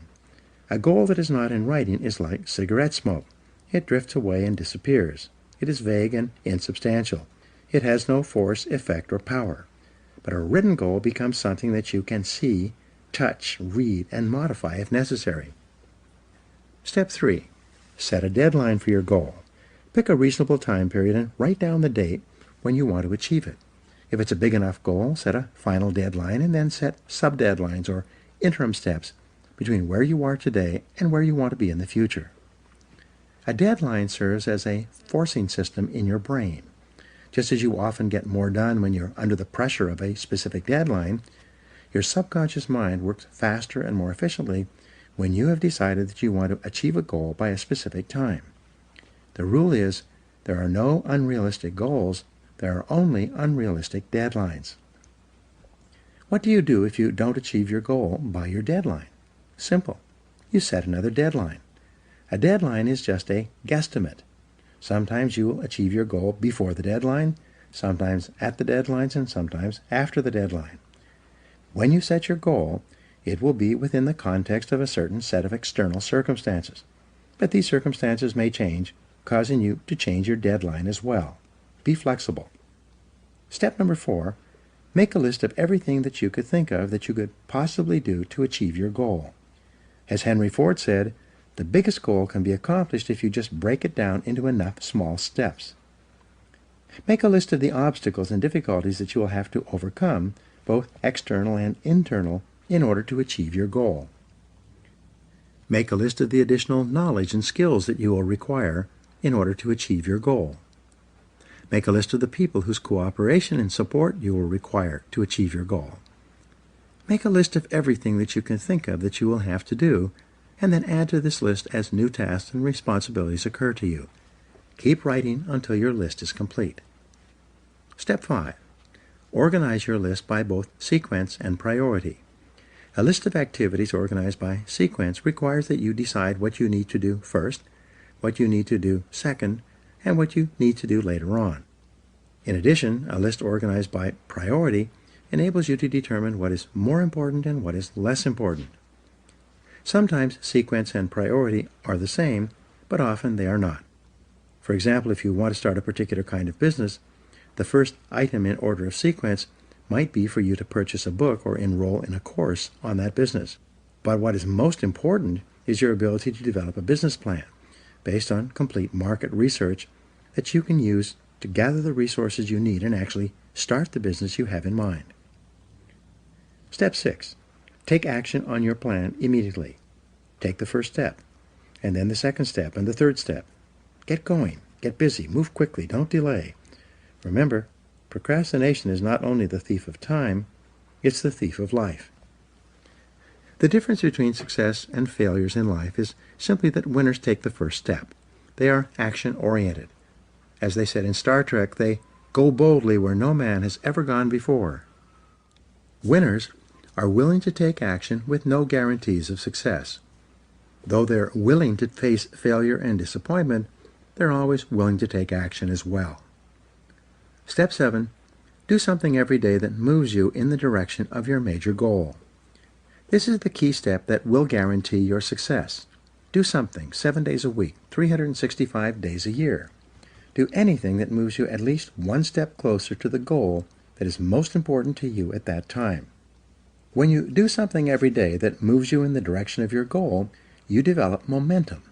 This momentum, this sense of forward motion, motivates, inspires, and energizes you. As you develop momentum, you'll find it increasingly easy to take more steps towards your goal. In no time at all, you will have developed the discipline of setting and achieving your goals. It will soon become easy and automatic. You will soon develop a habit and the discipline of working toward your goals all the time. The 10-goal exercise. This is one of the most powerful goal-achieving methods I have ever discovered. I teach it all over the world, and I practice it myself almost every day. Here's how it works. Take out a clean sheet of paper. At the top of the page, write the word goals and today's date. Then, discipline yourself to write down 10 goals that you'd like to accomplish in the next 12 months. Write down financial, family goals, and fitness goals, as well as goals for personal possessions like a house or a car. Don't worry for the moment about how you're going to achieve these goals. Just write them down as quickly as you can. You can write as many as 15 goals if you like, but this exercise requires that you write down a minimum of 10 within 3 to 5 minutes. Select one goal. Once you've written out your 10 goals, imagine for the moment that you can achieve all the goals on your list if you wanted them long enough and hard enough. Also imagine that you have a magic wand that you can wave that will enable you to achieve any one goal on your list within 24 hours. If you could achieve any one goal on your list within 24 hours, which one would have the greatest positive impact on your life right now? Which one goal would change or improve your life more than anything else? Which one goal, if you were to achieve it, would help you to achieve more of your other goals than anything else? Whatever your answer to this question, put a circle around this goal and then write it at the top of a clean sheet of paper. This goal then becomes your major, definite purpose. It becomes your focal point and the organizing principle of your future activities. Make a plan. Once you've written out this goal clearly and specifically and made it measurable, set a deadline on your goal. Your subconscious mind needs a deadline so that it can focus and concentrate all your mental powers on goal attainment. Make a list of everything that you could think of that you could do to achieve your goal. Organize this list by sequence and priority. Select the most important or logical next step in your plan and take action on it immediately. Take the first step. Do something. Do anything. Resolve to work on this goal every single day until it's achieved. From this moment forward, as far as you are concerned, failure is not an option. Once you've decided that this one goal can have the greatest positive impact on your life, and you've set it as your major definite purpose, resolve that you will work toward this goal as hard as you can, as long as you can, and that you will never give up until it's achieved. This decision alone can change your life. Use mindstorming to get started. Here's another technique that you can use to dramatically increase the likelihood that you will achieve your most important goal. This is the most powerful creative thinking technique I've ever seen. More people have become wealthy using this method than any other way. Take another clean sheet of paper. Write out your major definite purpose, your number one goal, at the top of the page in the form of a question. Then, discipline yourself to write a minimum of 20 answers to the question. For example, if your goal is to earn a certain amount of money by a certain date, you would write the question, how can I earn this amount of money by this specific date? You then discipline yourself to generate 20 answers to your question. This exercise of mindstorming will activate your mind, unleash your creativity, and give you ideas that you may have never thought of before. The first 3 to 5 answers will be easy. The next 5 will be difficult, and the last 10 answers will be harder than you can imagine, at least the first time you do this exercise. Nonetheless, you must exert your discipline and willpower to persist until you have written down at least 20 answers. Once you've generated 20 answers, look over your list and select one of those answers to take action on immediately. It seems that when you take action on a single idea on your list, it triggers more ideas and motivates you to take action on even more of these answers. The great law of cause and effect. The most important application of the law of cause and effect is that thoughts are causes and conditions are effects. Your thoughts create the conditions of your life. When you change your thinking, you change your life. Your outer world becomes a mirror image reflection of your inner world. Perhaps the greatest discovery in the history of thought is that you become what you think about most of the time. Moreover, the teacher John Boyle said, whatever you can think about on a continuing basis, you can have. Napoleon Hill, author of the success classic Think and Grow Rich, which was first published in 1939 and is still selling today, said, whatever the mind of man can conceive and believe, it can achieve. When you think about your goal continually and work on it every day, more and more of your mental resources will be concentrated on moving you toward that goal and moving your goal toward you. The discipline of daily goal setting will make you a powerful, purposeful, and irresistible person. You'll develop self-esteem, self-confidence, and self-respect. As you feel yourself moving toward your goals faster and faster, you will ultimately become unstoppable. In the next chapter, I'll explain how the use of self-discipline to develop personal excellence is the most powerful step you can take to achieve all your material and emotional goals. Now here are some action exercises for you. 1. Resolve today to switch on your success mechanism and unlock your goal-achieving mechanism by deciding exactly what you really want in life. 2. Make a list of 10 goals that you want to achieve in the foreseeable future. Write them down in the present tense as if you had already achieved them. 3. Select the one goal that could have the greatest positive impact on your life if you were to achieve it, and write it down at the top of another piece of paper. 4. Make a list of everything that you could do to achieve this goal, organize it by sequence and priority, and then take action on it immediately. Number 5. Practice mindstorming by writing out 20 ideas that could help you to achieve your most important goal, and then take action on at least one of these ideas. 6. Resolve to do something every day, 7 days a week, to achieve your most important goal until you are successful. And number 7, continually remind yourself that failure is not an option. No matter what, resolve to persist until you succeed. Chapter 5. Self-Discipline and Personal Excellence. Aristotle wrote, "We are what we repeatedly do. Excellence, therefore, is not an act, but a habit." You are your most valuable asset. Your life, your potential, and your possibilities are the most precious things you have. Thus, your great goal in life should be to fulfill that potential and become everything you are capable of becoming. Your ability to learn, grow, and fulfill your potential is unlimited. Today, people are graduating from high school and college in their 70s, learning new subjects and developing new capabilities.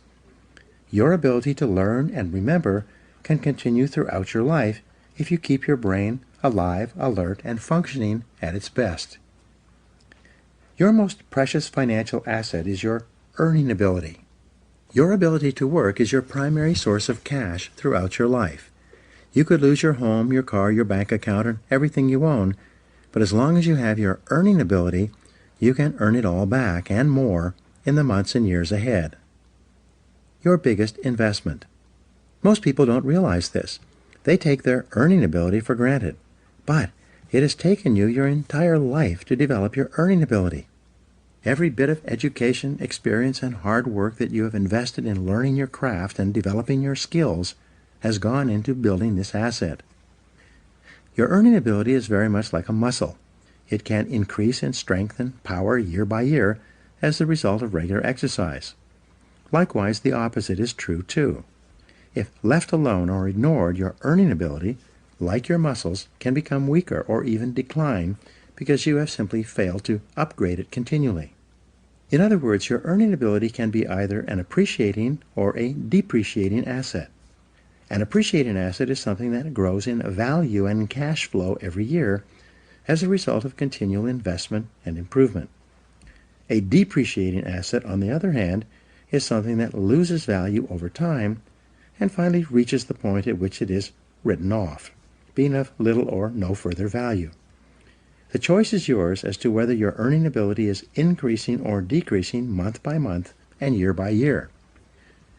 See yourself as the president of your own personal services corporation. Imagine that you are going to take your company public on the stock market. Would you recommend your company as a growth stock, continually increasing its value and earning ability each year? Or would you describe your company as one that has leveled off in the marketplace, that is not really going anywhere in terms of increased value and income? Would you recommend stock in U Inc. as an excellent investment? Why or why not? What got you here won't get you any further. Some people are actually losing value each year, declining in earning ability because they are not continually upgrading their knowledge and skills. They don't realize that whatever knowledge and skill they have today is rapidly becoming obsolete. It's being replaced by new knowledge and skills that if you don't have them and someone else does, you will be in danger of being overtaken by your competition. Join the top 20%. In Chapter 1, I mentioned that the 80-20 rule applies to income. The top 20% of people in our society earn and control 80% of the assets. According to Forbes, Fortune, Business Weekend, Wall Street Journal, and the IRS, by many estimates, the top 1% of Americans control as much as 33% of the assets.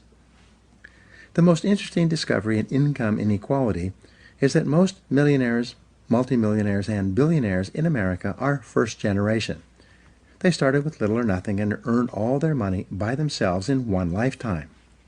In America, there's a high level of income mobility, which means that you are able to move from the lower levels of income to the upper levels. Almost everyone who is in the top 20% today started in the bottom 20%.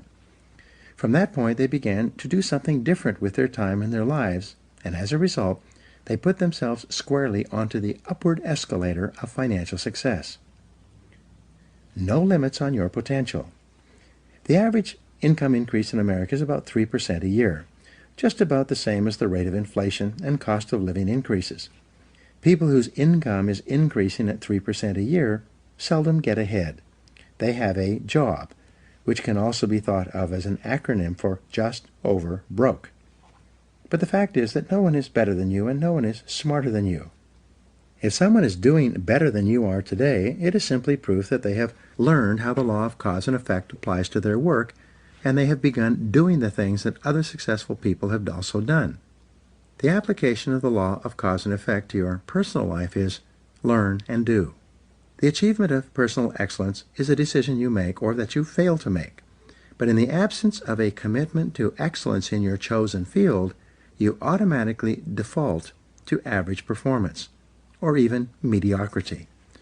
No one becomes excellent accidentally or by just going to work each day. Excellence requires a definite decision and a lifelong commitment. The keys to the 21st century.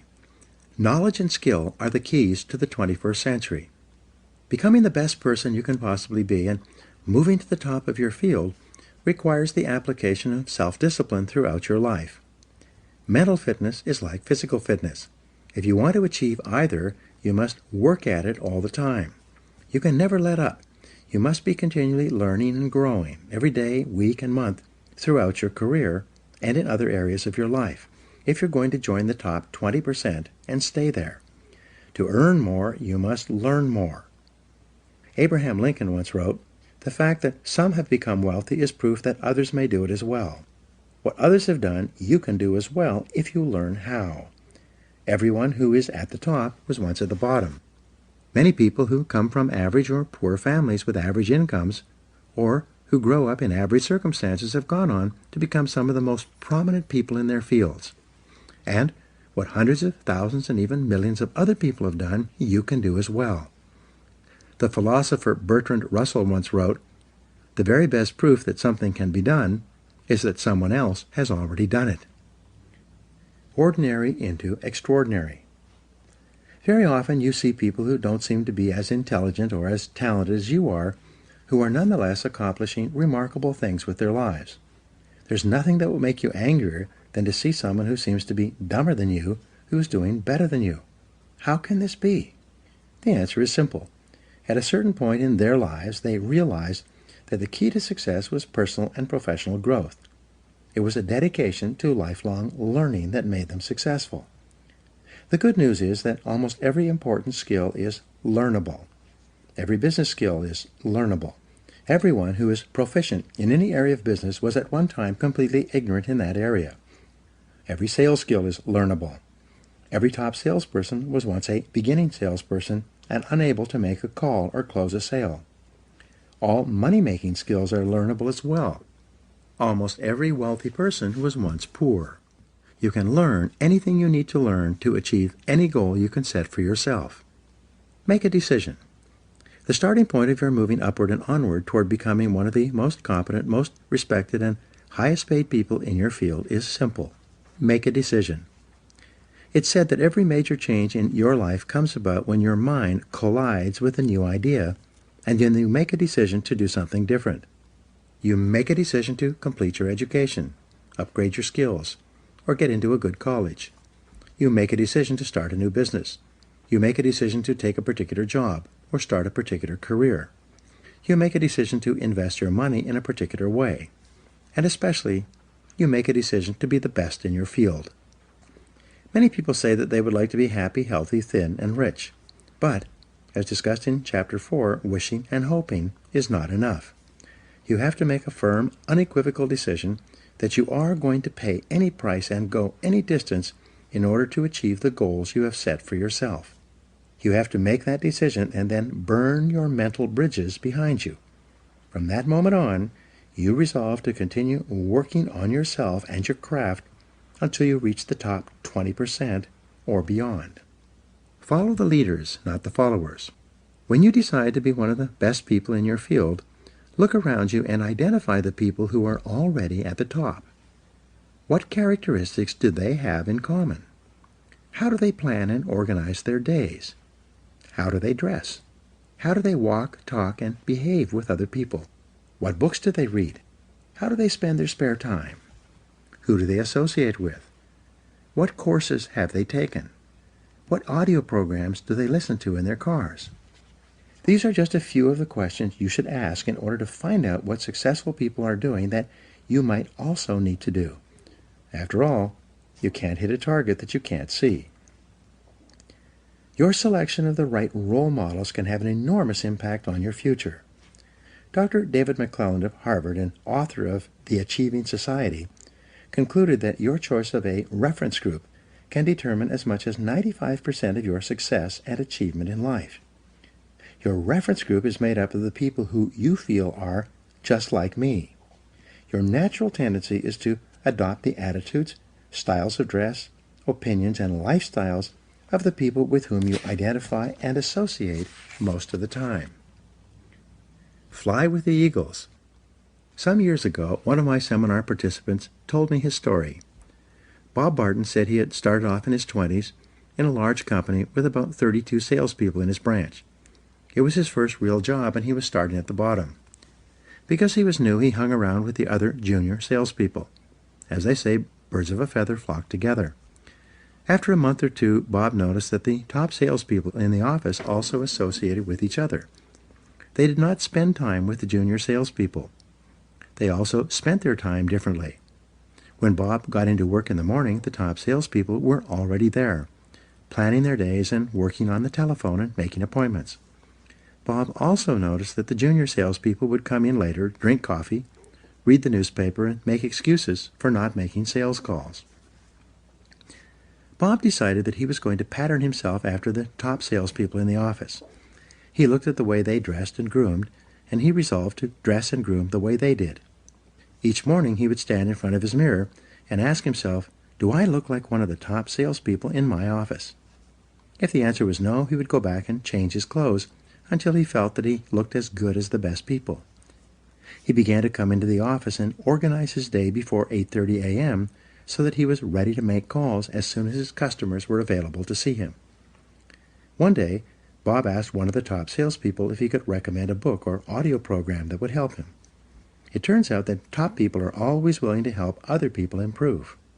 When he got the recommendation, Bob immediately went out and got the book and sent away for the audio program. He read the book and listened to the program, and then reported back to the top salesman. The top salesman gave him some more advice on things to read and listen to, all of which Bob followed.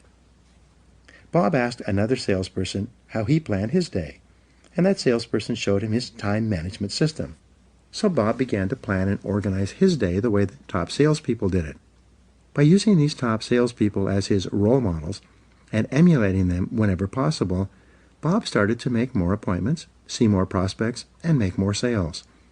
Within 6 months, he was one of the top salespeople in the office as well. By that time, the top salespeople had invited him for coffee and lunch, and he became one of them rather than one of the junior people. The next year, Bob went to the National Sales Conference, where he met a lot of the top people from around the country. He deliberately sought them out and asked for their advice. What books would they suggest? What audio programs would they recommend? What seminars had they attended? What strategies did they find that were the most effective in building their sales business? Bob did something that very few people do. When he received advice, he followed it. He immediately took action on the advice and then reported back to the people who had given it to him. Within 4 years, Bob became one of the top salespeople in the country. His friends and associates were the other top salespeople in his branch and in the other branches. His income had increased several times. He wore beautiful clothes, drove a new car, lived in a lovely home, and had a wonderful wife. And he said that it all came about as a result of asking top salespeople for their input and then following that input and applying it to his sales activities. But here's the kicker. Over and over, the top people, The ones who had been winning the sales awards year after year told Bob the same thing. He was the first person who had ever come up to them and asked them for advice. No one else had ever sought them out and asked them why they were so successful. The answers have all been found. Here is a great discovery. All the answers have been found. All the routes to success have been discovered. Everything you need to learn to move to the top of your field has already been learned by hundreds and even thousands of other people. And if you ask them for advice, they will give it to you. Successful people will have their phone calls held, cancel other appointments, and put their work aside to help other people to be successful. But you must ask, and then you must follow their advice once they give it to you. If you can't ask them directly, read their books and attend their talks and seminars. Listen to audio programs created by successful people. Sometimes you can send them emails and ask for advice. Learn from the best. Set high income as a goal. If your goal is to be in the top 20% of moneymakers in your field, the first thing you need to do is to find out what the people in the top 20% are earning today. This information is available. Just ask around. Check industry statistics. Go on to Google. You can find this information if you look for it.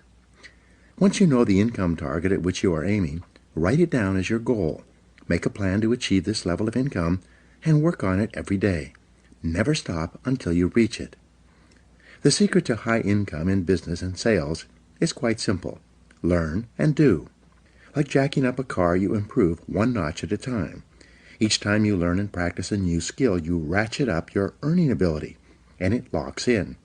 As long as you keep increasing your earning ability, you keep ratcheting up to a higher level from which you seldom decline. Use the 3% formula to invest in yourself.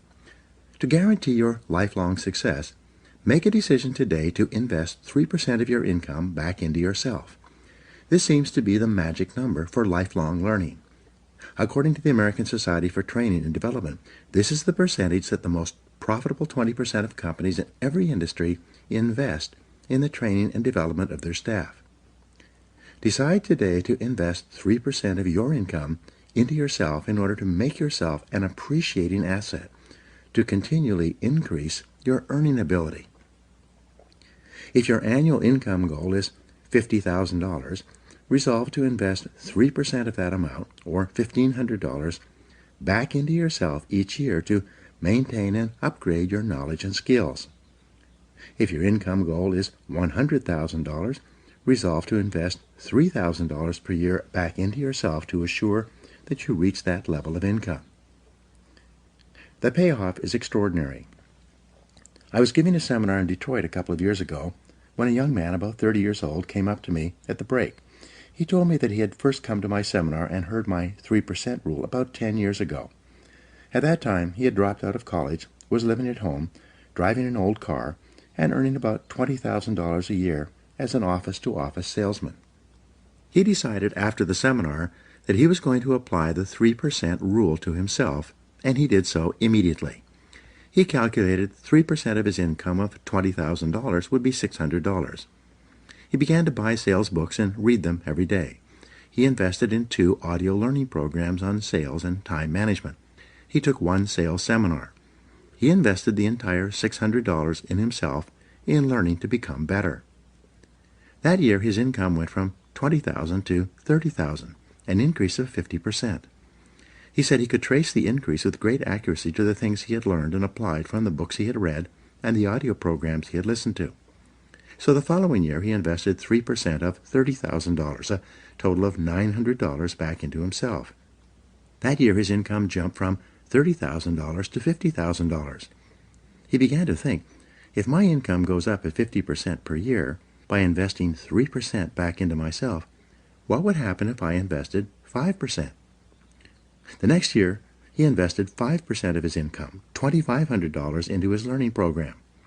He took more seminars, traveled cross-country to a conference, bought more audio and video learning programs, and even hired a part-time coach. And that year, his income doubled to $100,000.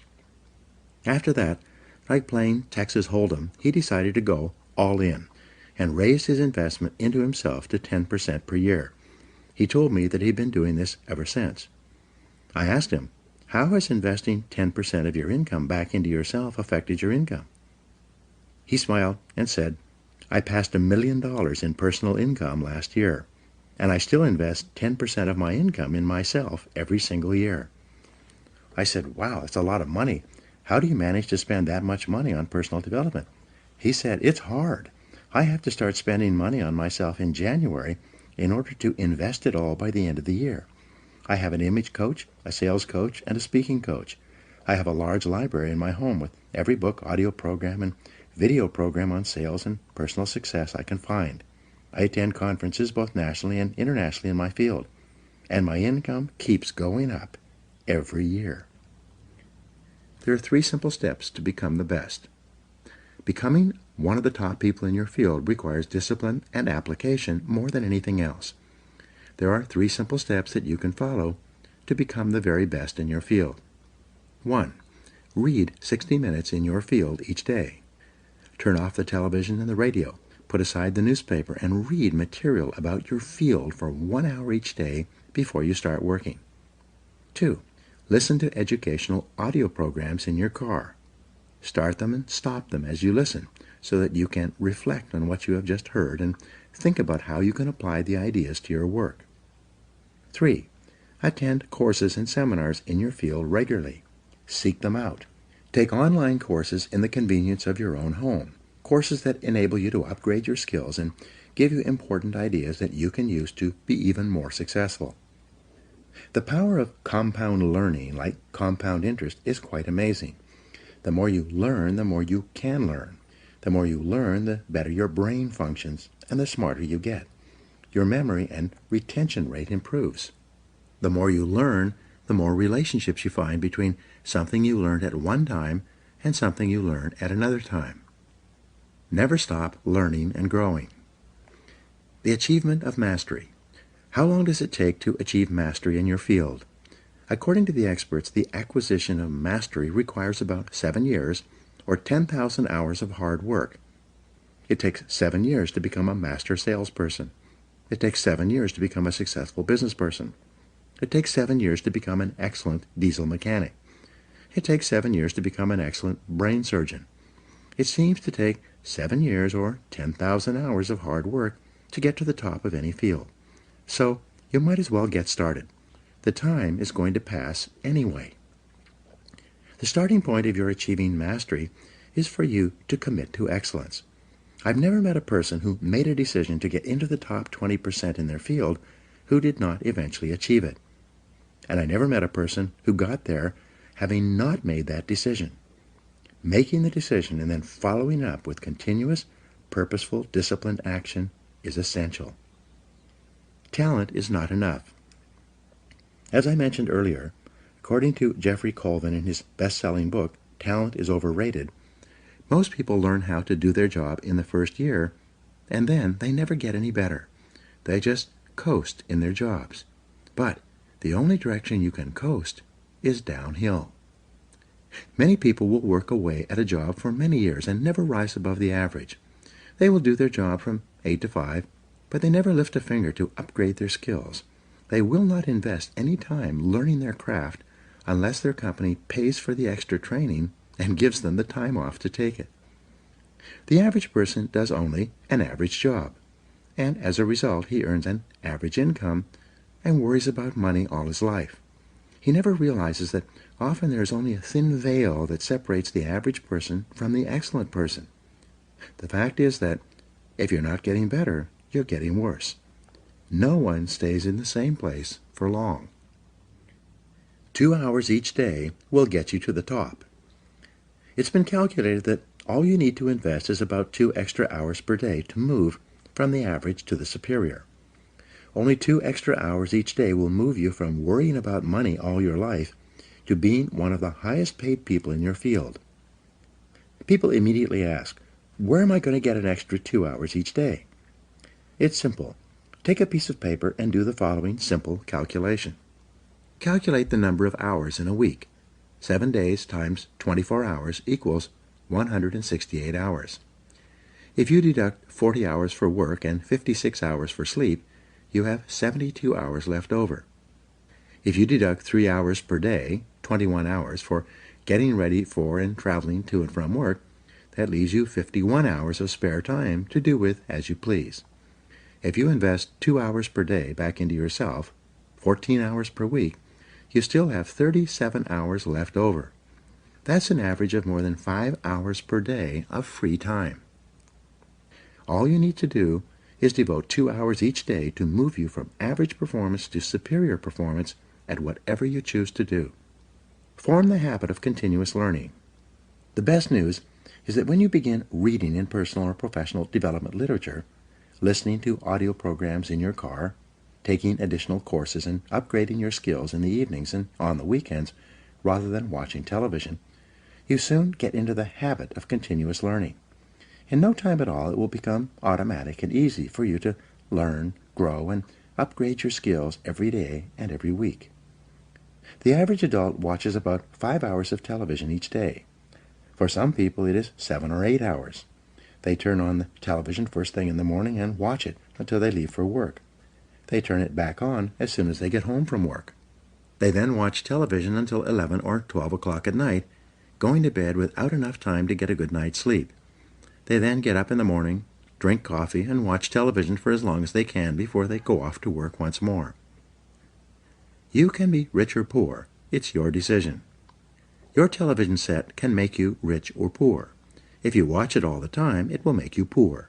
Psychologists have shown that the more television you watch, the lower are your levels of energy and self-esteem. At an unconscious level, you don't like or respect yourself as much if you sit there hour after hour watching television.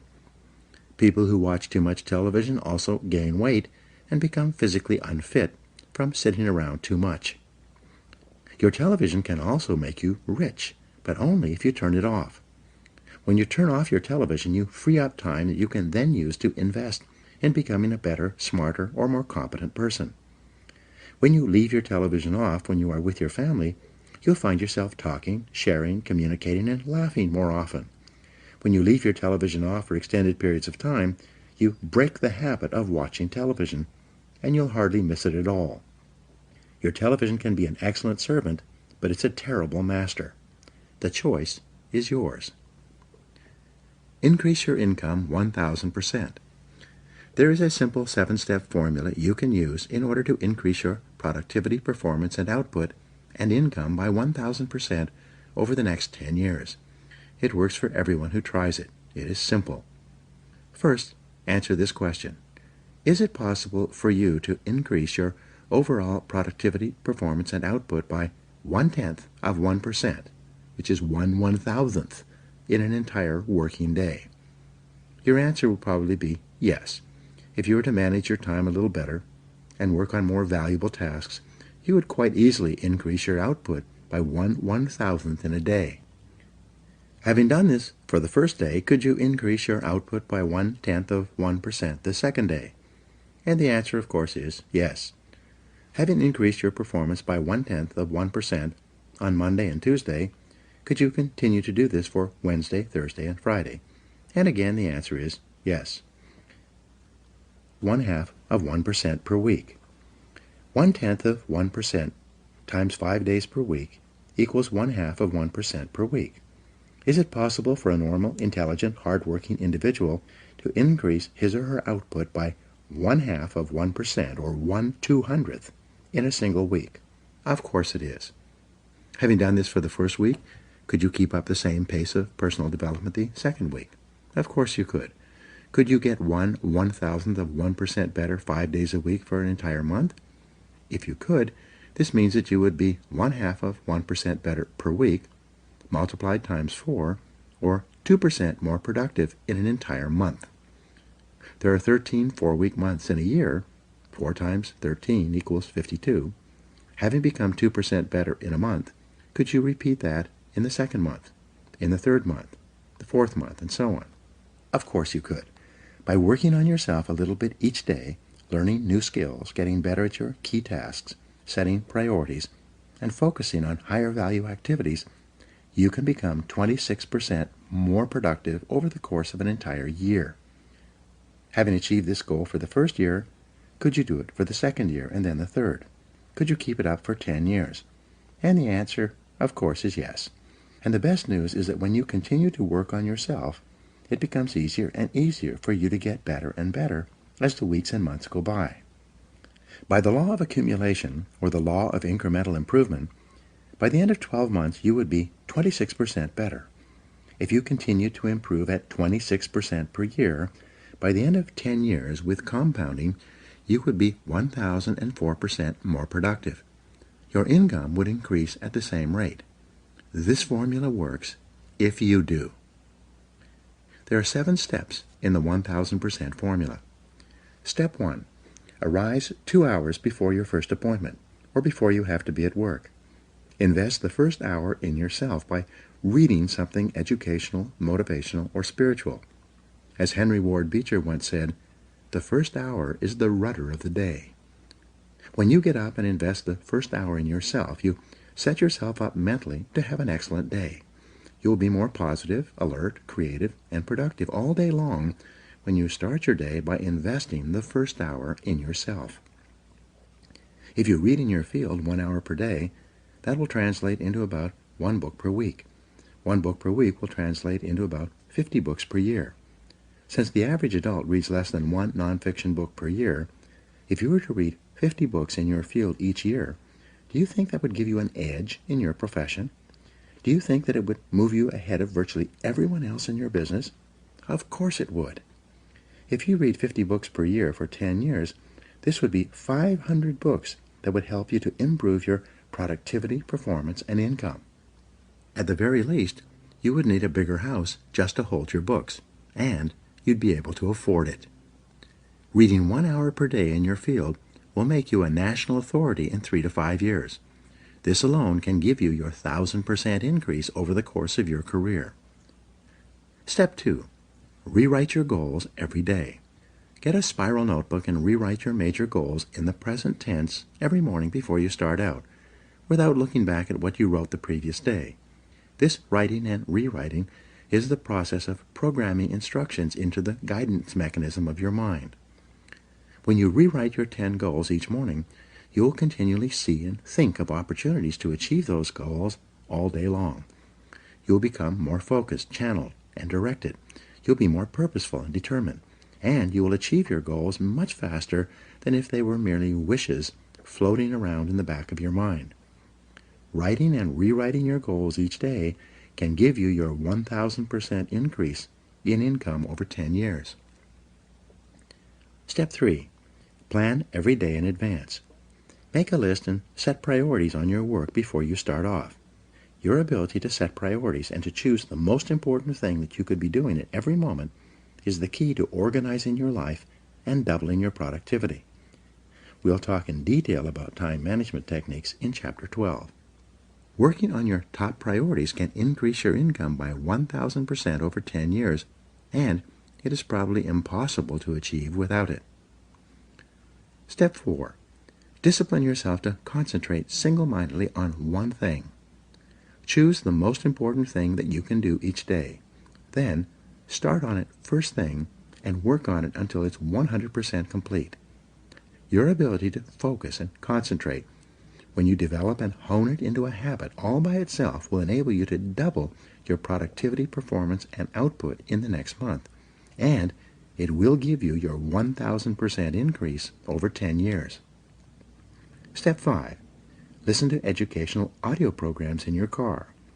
The average business person who drives spends 500 to 1,000 hours per year behind the wheel of their car. When you turn your car into a university on wheels, a mobile classroom, you get the educational equivalent of 1 to 2 full-time university semesters as you drive around.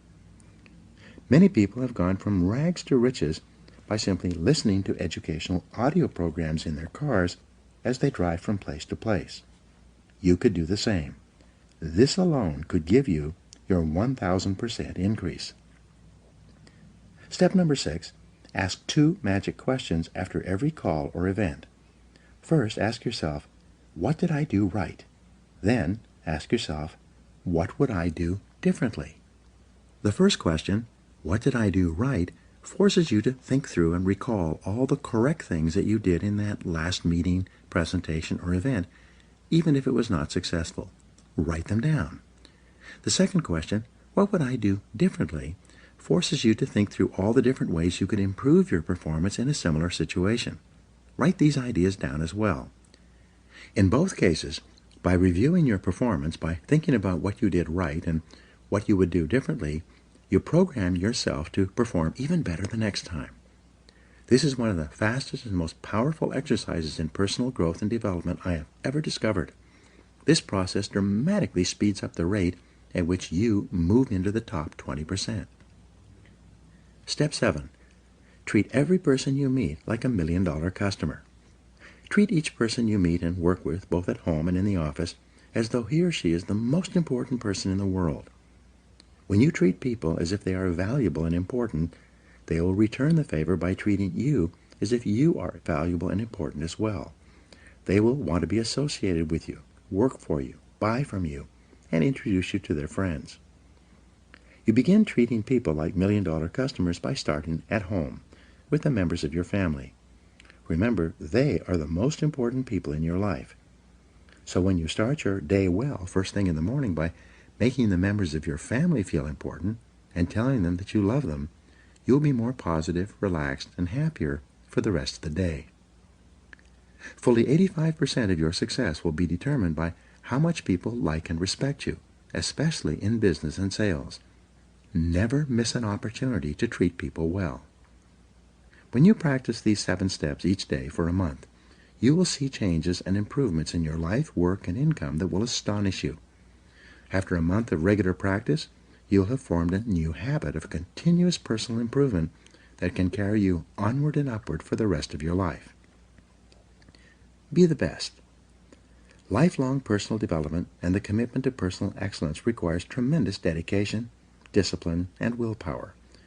The greatest payoff is that every time you learn and apply something new, your brain releases endorphins, which make you feel happier and more excited about your future. Every time you learn and apply something new, you'll have a greater sense of personal power. Your self-esteem, self-respect, and personal pride will increase. You'll feel very much in control of your earning ability, which is one of the most important parts of your life. In the next chapter, we'll talk about the importance of courage, of overcoming the fears and doubts that hold most people back.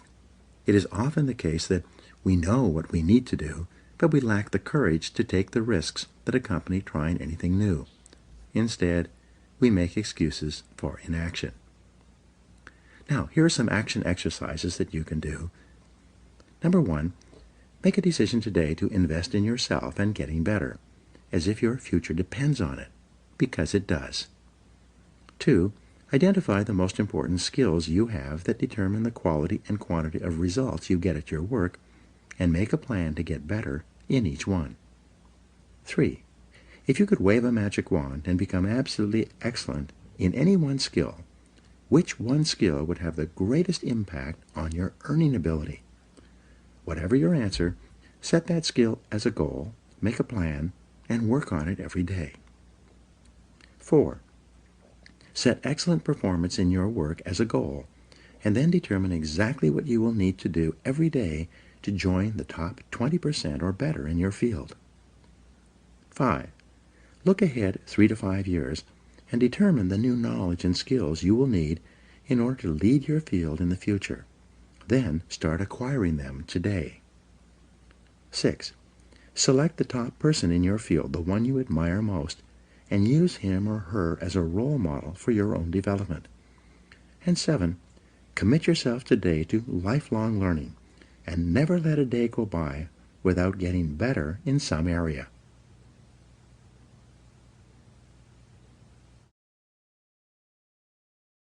Chapter 6.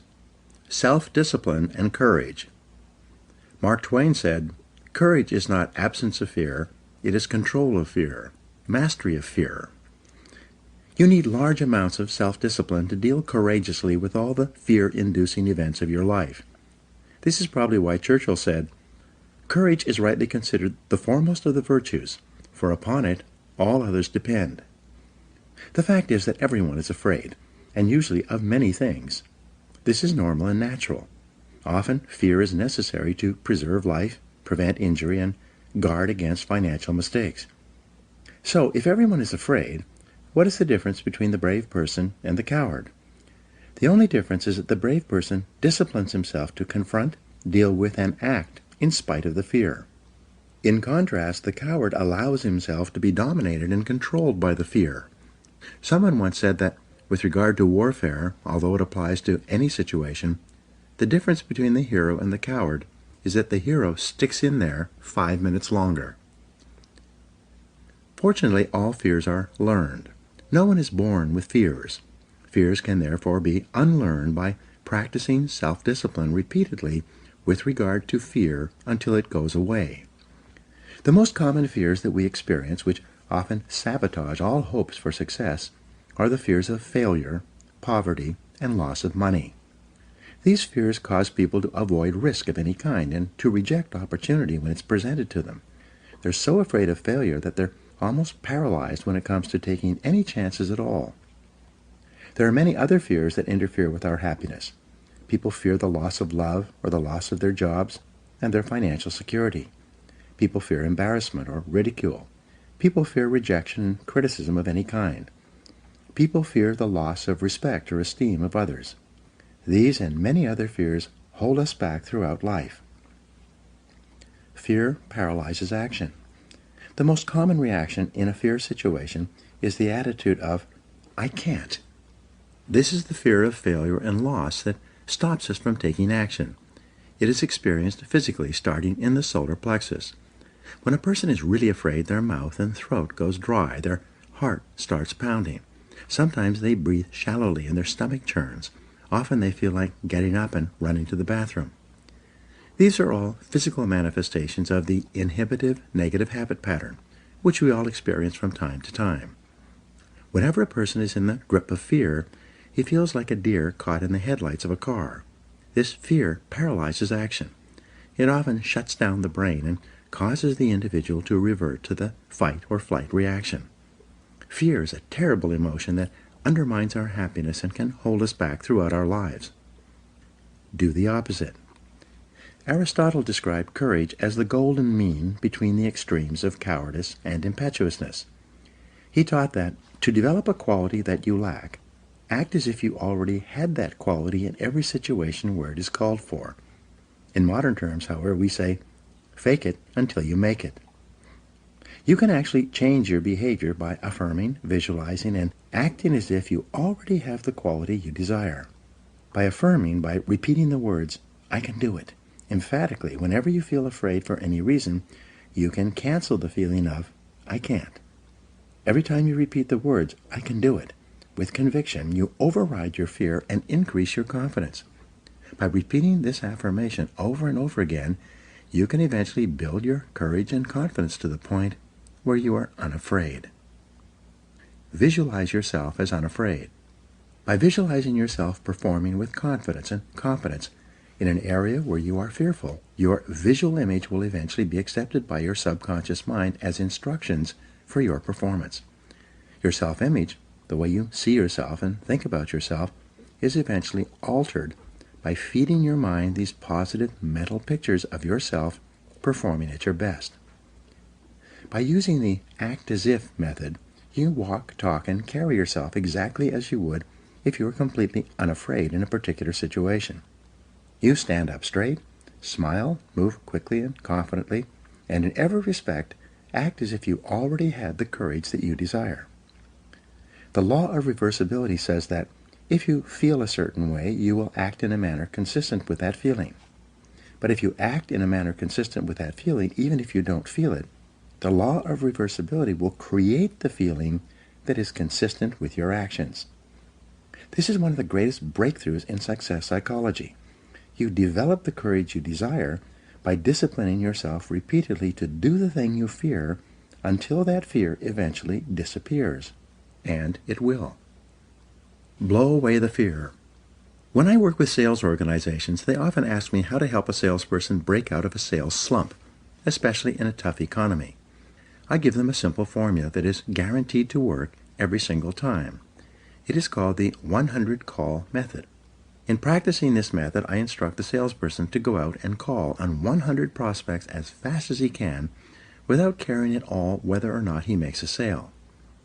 When the salesperson doesn't care if he makes a sale, his fear of rejection largely disappears. He stops caring if the prospect he is speaking to is interested or not interested. He has a single focus.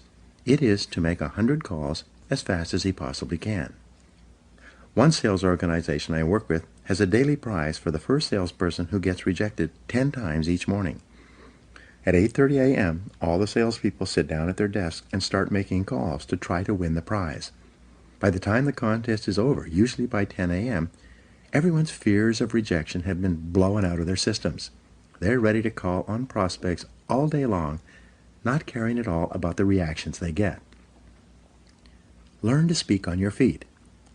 In 1923, Toastmasters International was formed. Its express purpose was to take people who were terrified of public speaking and help them to become confident and competent when speaking on their feet in front of an audience. According to the Book of Lists, 54% of adults rate the fear of public speaking ahead of the fear of death. But Toastmasters International had a solution. They created a system based on what psychologists call systematic desensitization. Once a week at a luncheon or dinner meeting, small groups of Toastmasters come together. Each person is required to stand up and give a short talk on a specific subject in front of a group of their peers. At the end of each talk, the speaker receives applause, positive input, and comments from the other members. At the end of the evening, each person is given a grade on their talk, even if it was only for 30 or 60 seconds. After 6 months of attending Toastmasters meetings, the individual will have stood on his feet and spoken 26 times, receiving positive applause and feedback each time. Because of this continuous positive reinforcement, his confidence increases dramatically. As a result of this process, countless Toastmasters have gone on to become excellent public speakers and prominent people in their businesses, organizations, and communities. Their fears of public speaking are gone forever. Eliminate 2 fears at once. Psychologists have found that certain fears are bundled together in the subconscious mind, like wires on the same circuit. If you can overcome your fears in one of these areas, you will also eliminate other fears on the same circuit. The fear of rejection, or call reluctance, seems to be bundled together with the fear of public speaking. When you discipline yourself to join Toastmasters or to take a Dale Carnegie course to learn to speak confidently on your feet, your fears of rejection largely disappear as well. Your level of self-confidence in all your interactions with others increases dramatically. Your whole life changes in a positive way. Confront your fears. Your ability to confront, deal with, and act in spite of your fears is the key to happiness and success. One of the best exercises you can practice is to identify a person or situation in your life of which you are afraid and resolve to deal with that fear situation immediately. Do not allow it to make you unhappy for another minute. Resolve to confront the situation or person and put the fear behind you. A woman in one of my seminars told me that her boss was a very negative person. He was constantly criticizing and berating her about her work, even though she was one of the highest-rated employees in the organization. He was making her life miserable. She didn't want to give up her job, but she was afraid of confronting him. She asked me what she should do. I gave her this advice, which I've subsequently given to many other people. The only reason that one person bullies another is because they feel they can get away with it. The only way to deal with a bully is to confront him. Bullies are actually cowards at heart, and they will flee from a confrontation. I told her to do this. The next time your boss criticizes you for any reason, turn to him and say, quite firmly, "I would appreciate it if you not talk to me like that ever again. It hurts my feelings and stops me from doing my job the way you want." I told her to look him straight in the eye after she had finished making this statement. Well, she had tremendous courage. Rather than putting up with this situation any longer, the next time her boss began to berate her, she squared off with him and said those words. She wrote to me and told me what had happened. Just as I had predicted, he stopped dead in his tracks. He immediately apologized and mumbled, and then quickly went back to his office. He never criticized her again. She told me that she could have ended his bad treatment of her many months before if she had only had the courage to confront him directly the first time it happened. As Eleanor Roosevelt said, No one can make you feel inferior without your consent. Move toward the fear. When you identify a fear and discipline yourself to move toward it, it grows smaller and more manageable. What's more, as your fears grow smaller, your confidence grows larger. Soon, your fears lose their control over you. In contrast, when you back away from a fear-inducing situation or person, your fear grows larger and larger. Soon, it dominates your thinking and feeling, preoccupies you during the day, and often keeps you awake at night. Leaders have two types of courage. In leadership, the most common quality is that of vision. Leaders have a clear vision of where they want to take their organizations. Leaders also have a clear vision of where they want to be sometime in the future in their personal lives. The second most common quality of leaders is that of courage. Leaders have the courage to do whatever is necessary to fulfill their vision. They lead from the front and dare to go forward. There are two types of courage that you need. First, you need the courage to launch, to take action, to take a leap of faith. You need the courage to go all in, without any guarantee of success and with a high possibility of failure, at least in the short term. The major feeling that holds most people back is that, in spite of all their best intentions, they don't have the courage to take the first step. The second type of courage that you need is called courageous patience. This is the ability to hang in there and continue working and fighting after you've gone all in and before you have yet seen any results or rewards. Many people can muster up the courage to take action toward a new goal, but when they see no immediate result, they immediately lose heart and pull back to safety and security. They don't have staying power. Deal with the fear directly. The only way to deal with a fear is to address it head on. Remind yourself that denial is not a river in Egypt. The natural tendency of many people is to deny that they have a problem caused by a fear of some kind. They're afraid of confronting it. In turn, it becomes a major source of stress, unhappiness, and psychosomatic illness. Be willing to deal with the situation or person directly. As Shakespeare said, take arms against a sea of troubles, and in so doing, end them. The companion of fear is worry. Like twin sisters, fear and worry go around together.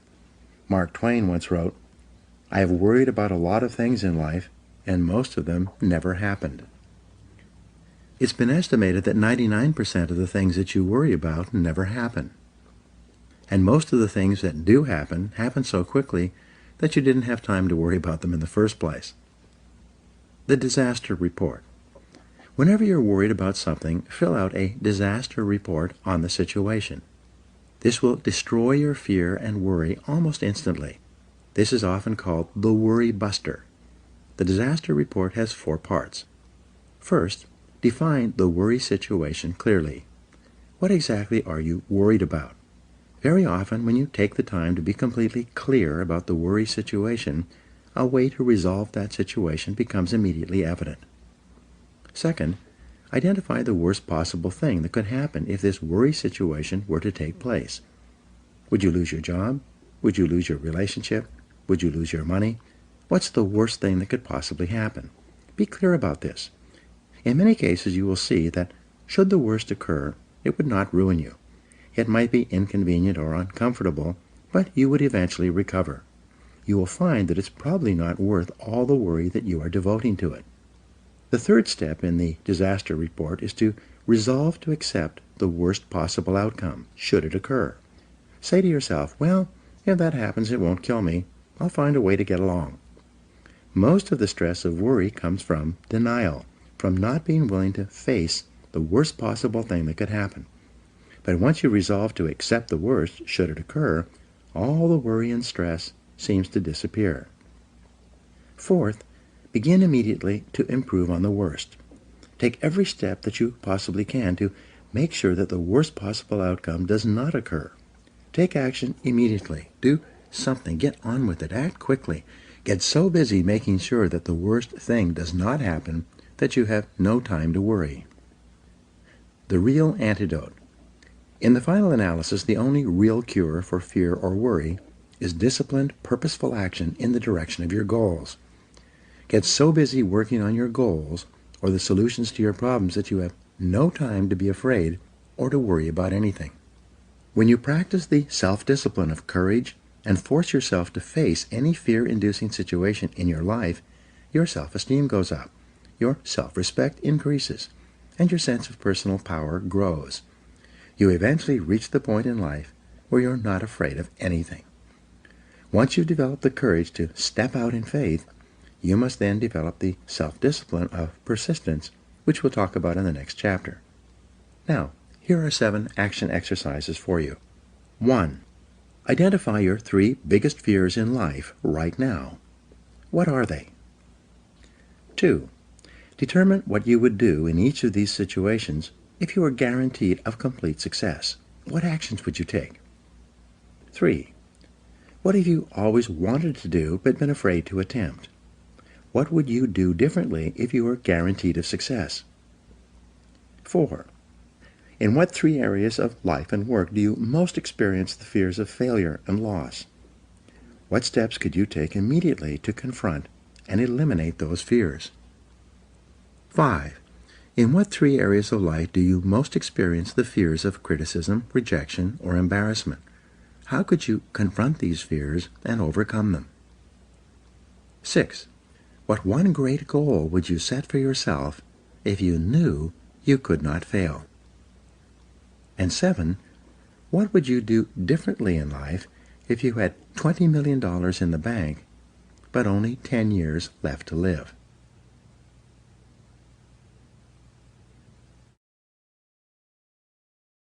Chapter 7. Self-Discipline and Persistence. Benjamin Disraeli wrote, "Beware of endeavoring to become a great man in a hurry. 1 such attempt in 10,000 may succeed. These are fearful odds." Persistence is self-discipline in action. Your ability to persist in the face of all setbacks and temporary failures is essential to success in life. Napoleon Hill said, "Persistence is to the character of man as carbon is to steel." The primary reason for success is persistence, and likewise the primary reason for failure is lack of persistence or quitting too soon. There's a direct link between self-discipline and self-esteem. Each time you discipline yourself to do what you should do, when you should do it, whether you feel like it or not, your self-esteem increases. This is why there is a direct relationship between self-esteem and persistence. Each time you persist and force yourself to continue on, even when you feel like quitting, your self-esteem goes up. Each act of self-discipline strengthens every other act of self-discipline. Every act of persistence strengthens every other act of persistence. When you discipline yourself to persist over and over, you like and respect yourself more and more. You become stronger and more confident. Eventually, you become unstoppable. The reward of persistence. Persistence is its own reward. Every time you force yourself to persist on a task, whether it is large or small, you feel happier and better about yourself. When you go the extra mile and do more than you are paid for or more than is expected, your self-esteem goes up. You feel more powerful and in greater control of your life. In your career, when you go the extra mile, you put yourself on the side of the angels. The primary difference between winners and losers in life is simple. Winners never quit, and quitters never win. You can increase your ability to persist by talking to yourself positively. Say these words, "I am unstoppable." Before you begin any major undertaking, pre-program yourself by telling yourself, "I never give up." Before you can achieve anything worthwhile in life, you have to pass the persistence test. This is usually a snap quiz, sprung on you unexpectedly with no warning. You suddenly face a major setback, problem, temporary failure, or even a complete disaster. When this happens, remind yourself that this is the testing time. This is when you demonstrate what you are really made of. This is when you show yourself and others the strength of your character and your true determination to succeed. Your ability to respond. Your ability to respond effectively to setbacks, your level of response ability, is the measure of your readiness to succeed. When you experience a major setback or problem, you will feel temporarily stunned. This feeling is very much like a punch in the emotional solar plexus. You'll be stopped for a few seconds or a few minutes. During this period, you'll often feel discouraged or experience self-pity. You will say, "Why me?" However, it is not how far you fall that counts, but rather how high you bounce. Your aim is to bounce back as quickly as possible. Resilience in the face of unexpected reversals is vital to long-term success. Remember the warrior's creed: "I will lay me down to bleed a while, and then rise and fight again."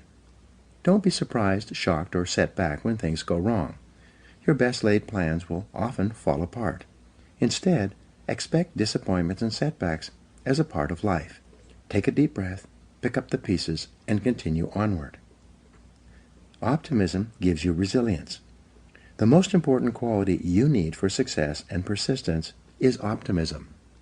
This is a boundless confidence in yourself and your ability to ultimately succeed. To remain optimistic, you must control and discipline your thinking when things go wrong. Refuse to feel sorry for yourself. Remember, you are not a victim. You are an adult, and you are in charge of your own life. You are doing what you have freely chosen to do. Setbacks come with the territory. They are merely speed bumps on the road to success. Refuse to blame others or make excuses.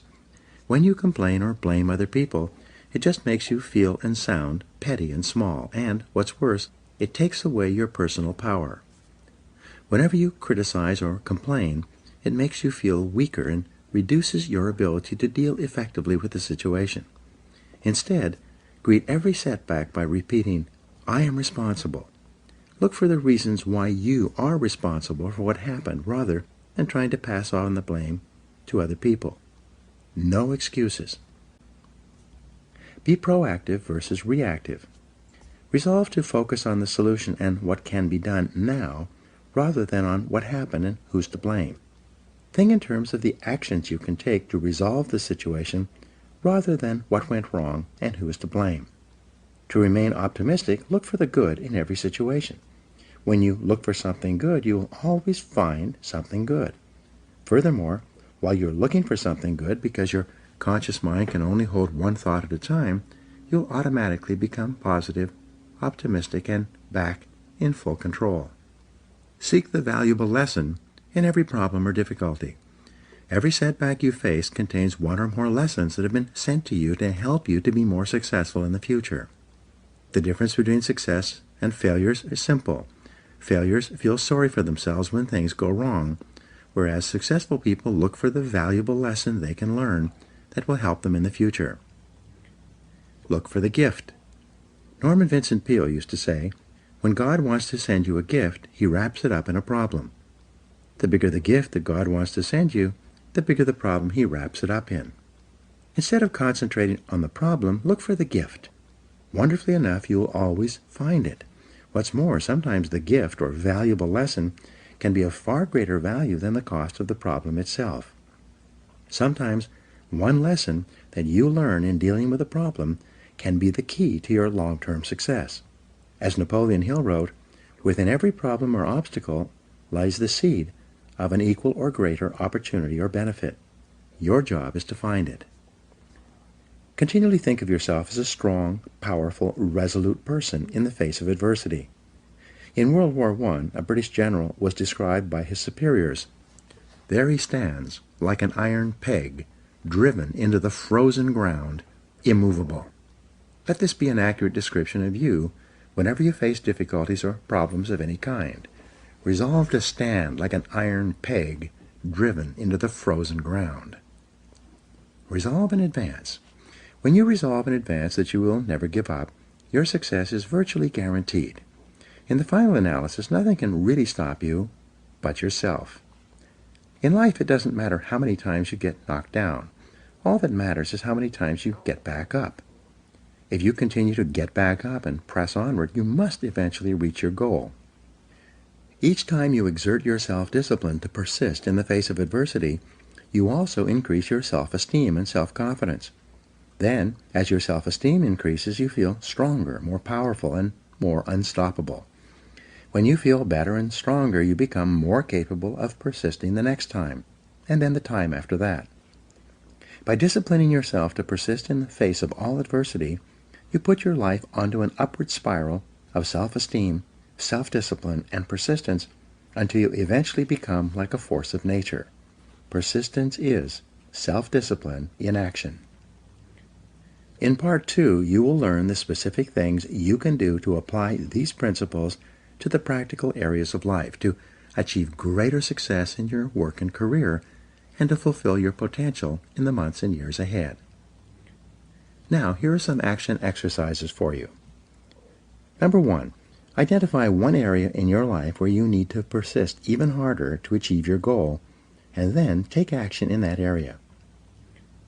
2, identify a goal in your life that you did not accomplish because you failed to persist through to completion. What steps could you take today to succeed in that area? 3, identify one big goal that you achieved because you persisted and refused to give up, no matter how difficult it became.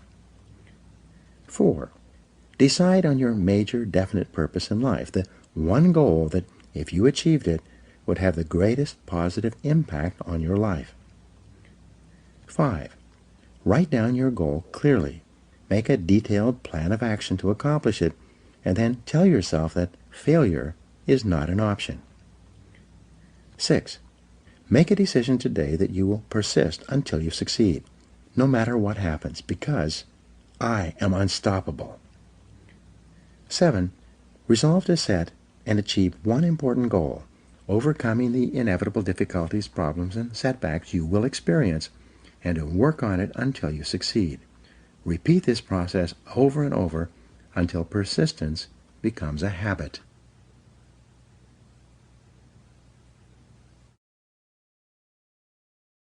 Part 2. Self-discipline in business, sales, and finances. In this part, you will learn how to develop the discipline necessary to join the top 10% of people in your field.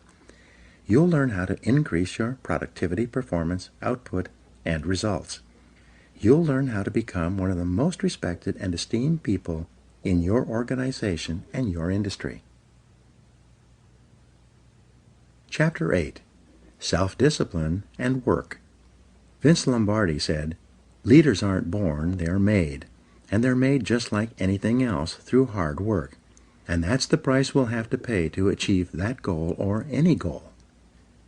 There is perhaps no area of your life where self-discipline has a greater impact on your future than in your work. Yet, if you're like most people, from the time you start in the morning and then continuing throughout the day, you are surrounded by people and events that draw you away from doing the things that are most important. However, it is through doing your most important tasks that you move onward and upward, quickly and dependably in your career. A group of senior executives was asked, "What are the most important qualities that a person would need to be promoted in your company?" Of these executives, 85% agreed that the most important qualities are 1. The ability to set priorities and work on high-value tasks, and 2. The discipline to get the job done quickly and well. It seems that these two qualities are more helpful for career success than anything else a person could do. Diligent, disciplined, focused work will enable you to get consistently and predictably more done, get paid more, and get promoted faster throughout your career than the average person. Separate the relevant from the irrelevant. I've mentioned the Pareto principle, the 80-20 rule, several times in this book, and it applies again here. Fully 80% of the value of what you accomplish will come from 20% of the things you do. Your job, then, is to identify those top 20% of your tasks and then concentrate single-mindedly on doing them quickly and well. Chapter 13 discusses time management in detail, but for now, let's take a look at the flip side of good time management, poor time management.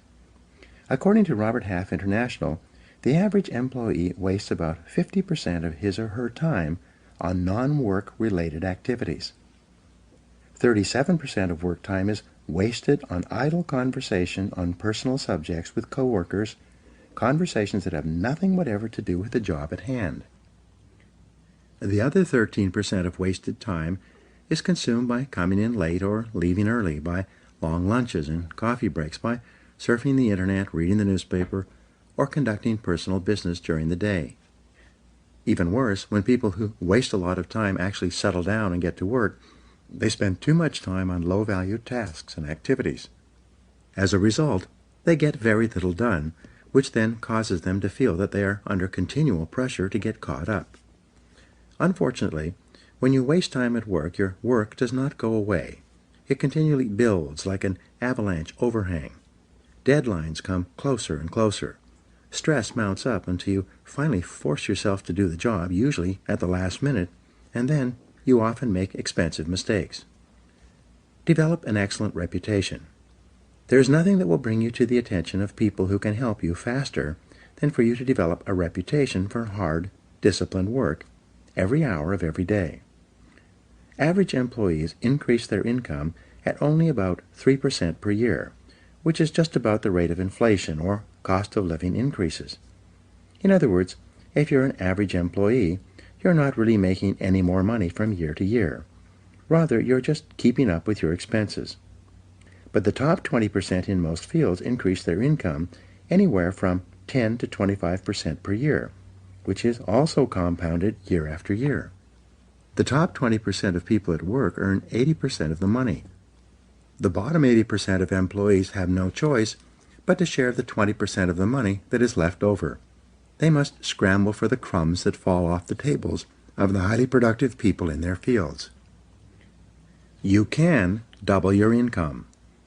When I say to people in my seminars that you should set a goal to double your income in the months and years ahead, people react in different ways.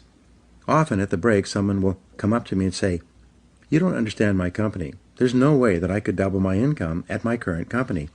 They simply would not pay me that amount of money." Having heard this before, I then ask them the critical question: is there anyone at your company who earns twice as much as you do? The person that I'm talking to will always agree that, yes, there are people in my company who earn 2 or 3 times as much as I do. I then make the key point. So your company is quite willing to pay some people twice as much as they pay you. They're just not willing to pay you twice as much. Why is that? Then suddenly the light goes on. The individual realizes that it is not the company that is not willing to pay the money. It is the individual who is not contributing enough to be worth that additional money. The responsibility is his, not the company's. The law of 3 helps you to prioritize. When we coach entrepreneurs, executives, and business owners, we take them through an exercise that is designed to help them double their productivity, performance, and output within 12 months, sometimes even within 30 days. It's simple. Here's how it works.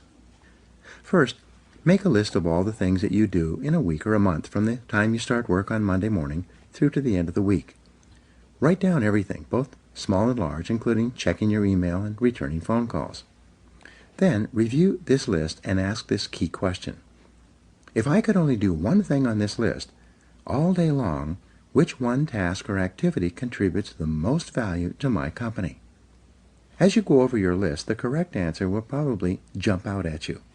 Whatever it is, put a circle around it. Then ask the second question. If I could only do 2 things on this list all day long, which would be the second task or activity? Review your list again and identify your second most important task in terms of contribution to your company. Finally, ask the question once more. If I could only do 3 things on this list all day long, what would be the third item? We call this the law of 3. The law of 3 says that there are 3 primary things that you do that contribute 90% or more of your value to your company or organization.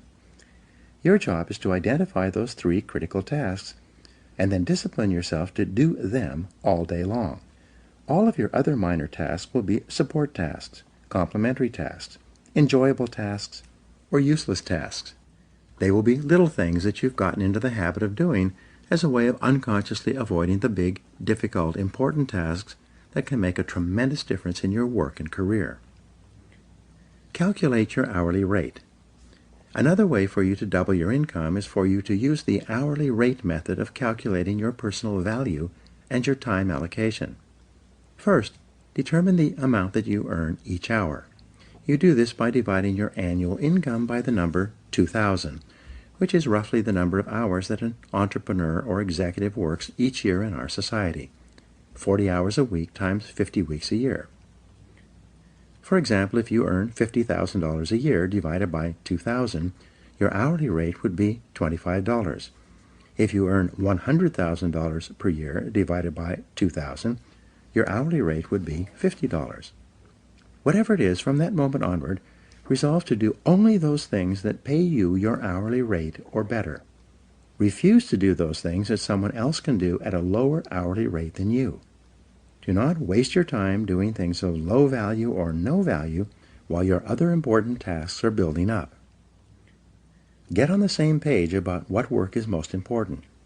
Once you have made a list of all the results you feel you have been hired to accomplish, and you have determined your 3 most important things that you do to justify your hourly rate, take your list of key activities to your boss and have your boss organize your job based on his or her priorities.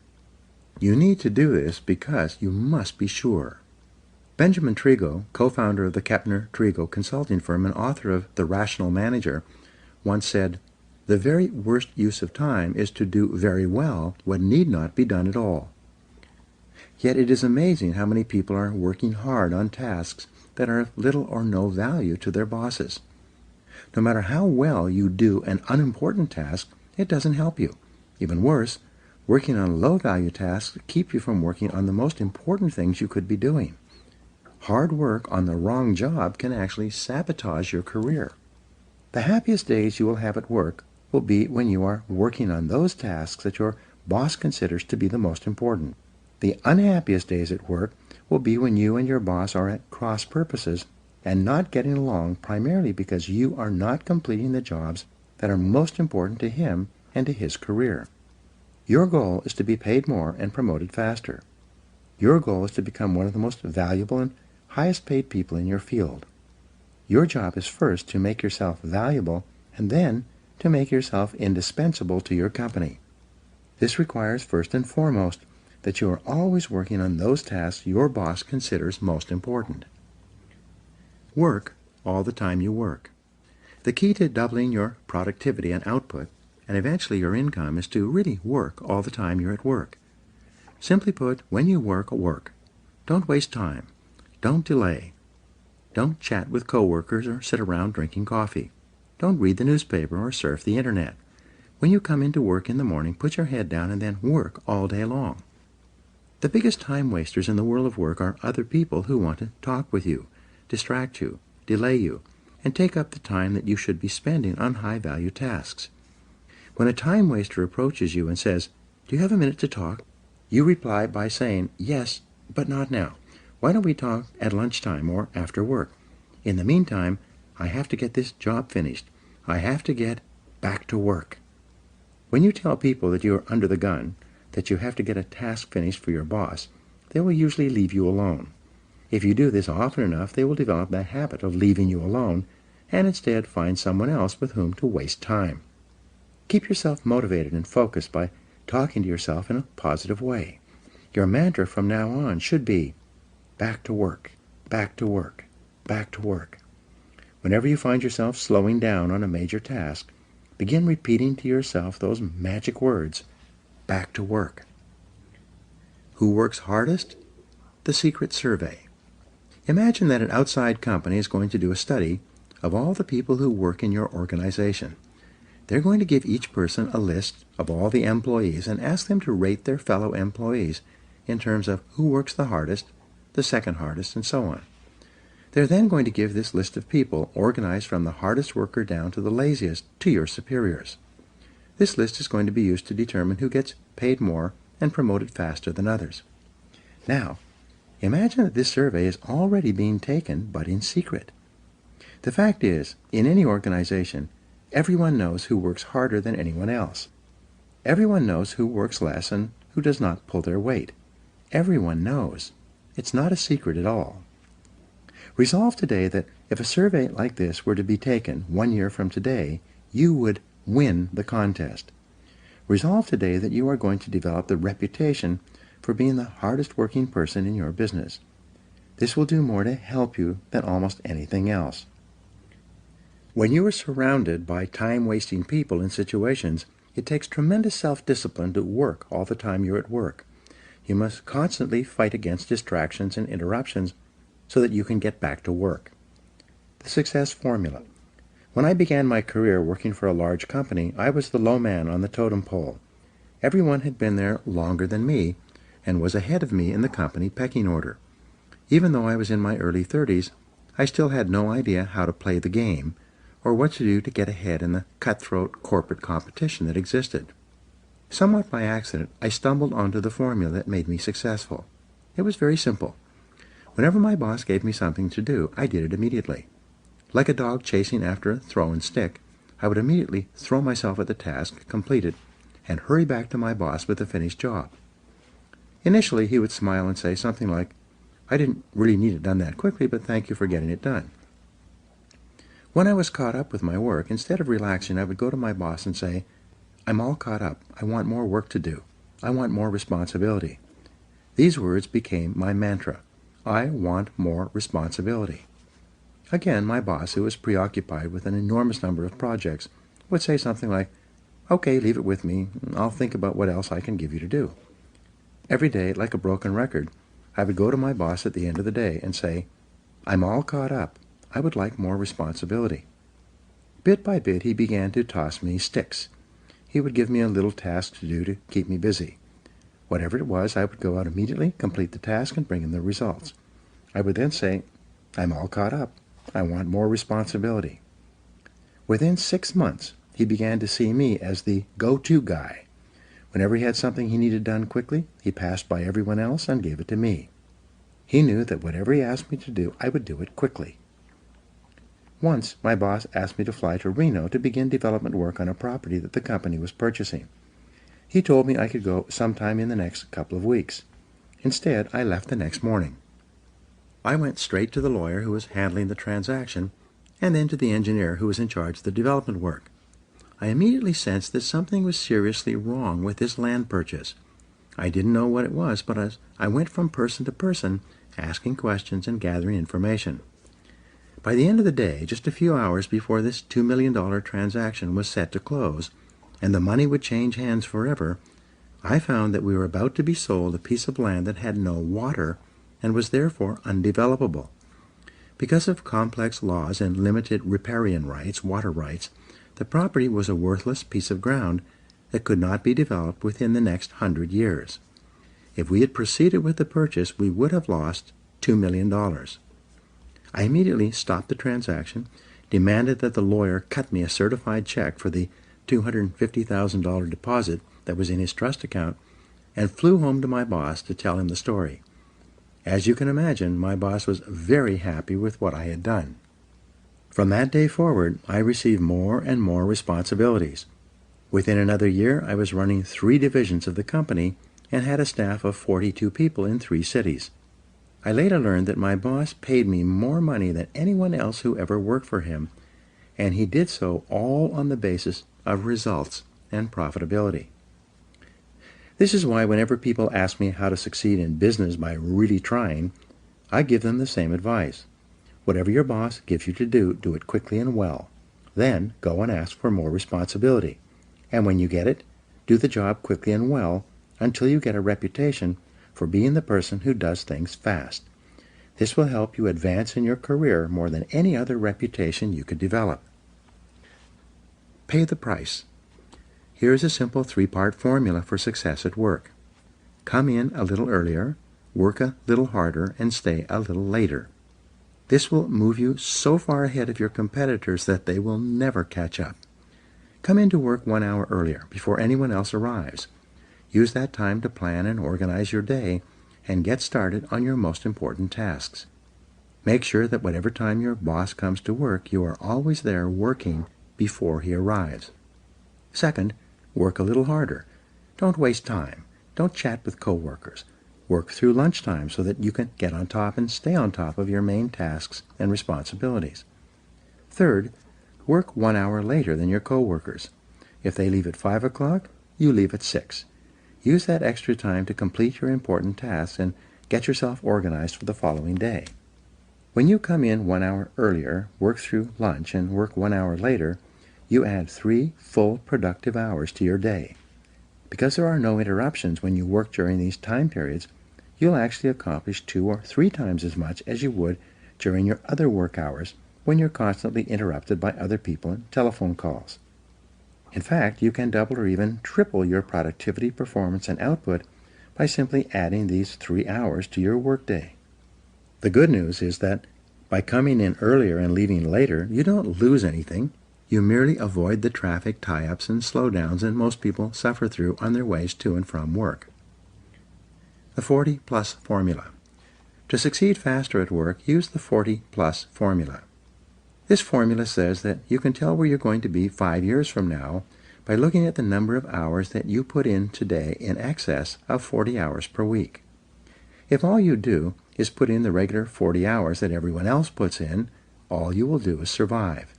Your annual increases will be 3 or 4%.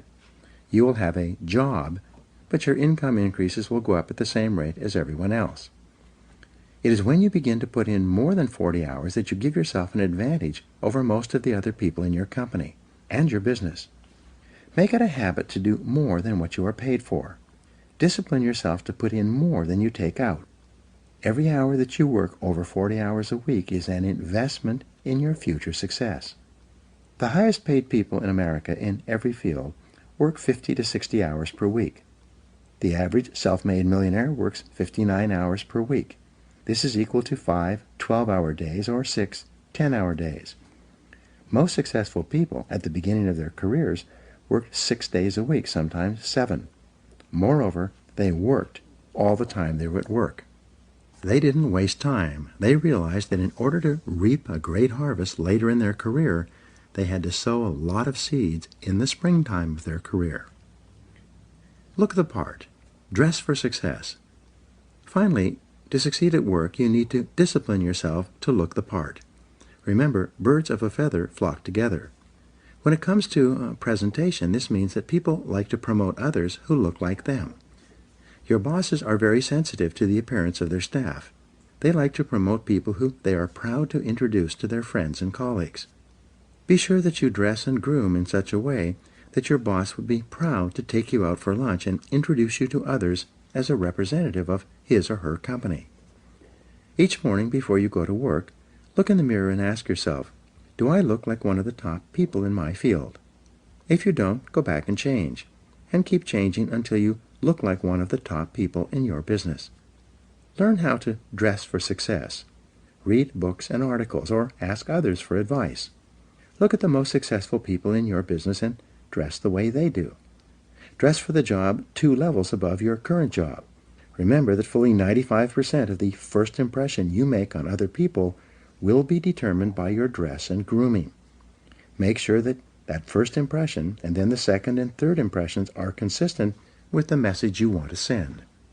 Many people work their entire lives without realizing that by putting forward a little extra effort, working a little harder, and focusing on higher value tasks, they could become one of the most valuable people in their organizations. When you discipline yourself to continually increase the value of your contribution to your company, you'll put your career on the fast track and virtually guarantee yourself a wonderful future. In the next chapter, you will learn that your work behaviors naturally determine your ascension to leadership, and you will see how self-discipline is essential to fulfilling your potential as a leader. Now here are some action exercises for you. Number 1. Make a decision today that you're going to become one of the top 20% of people in your company and your industry.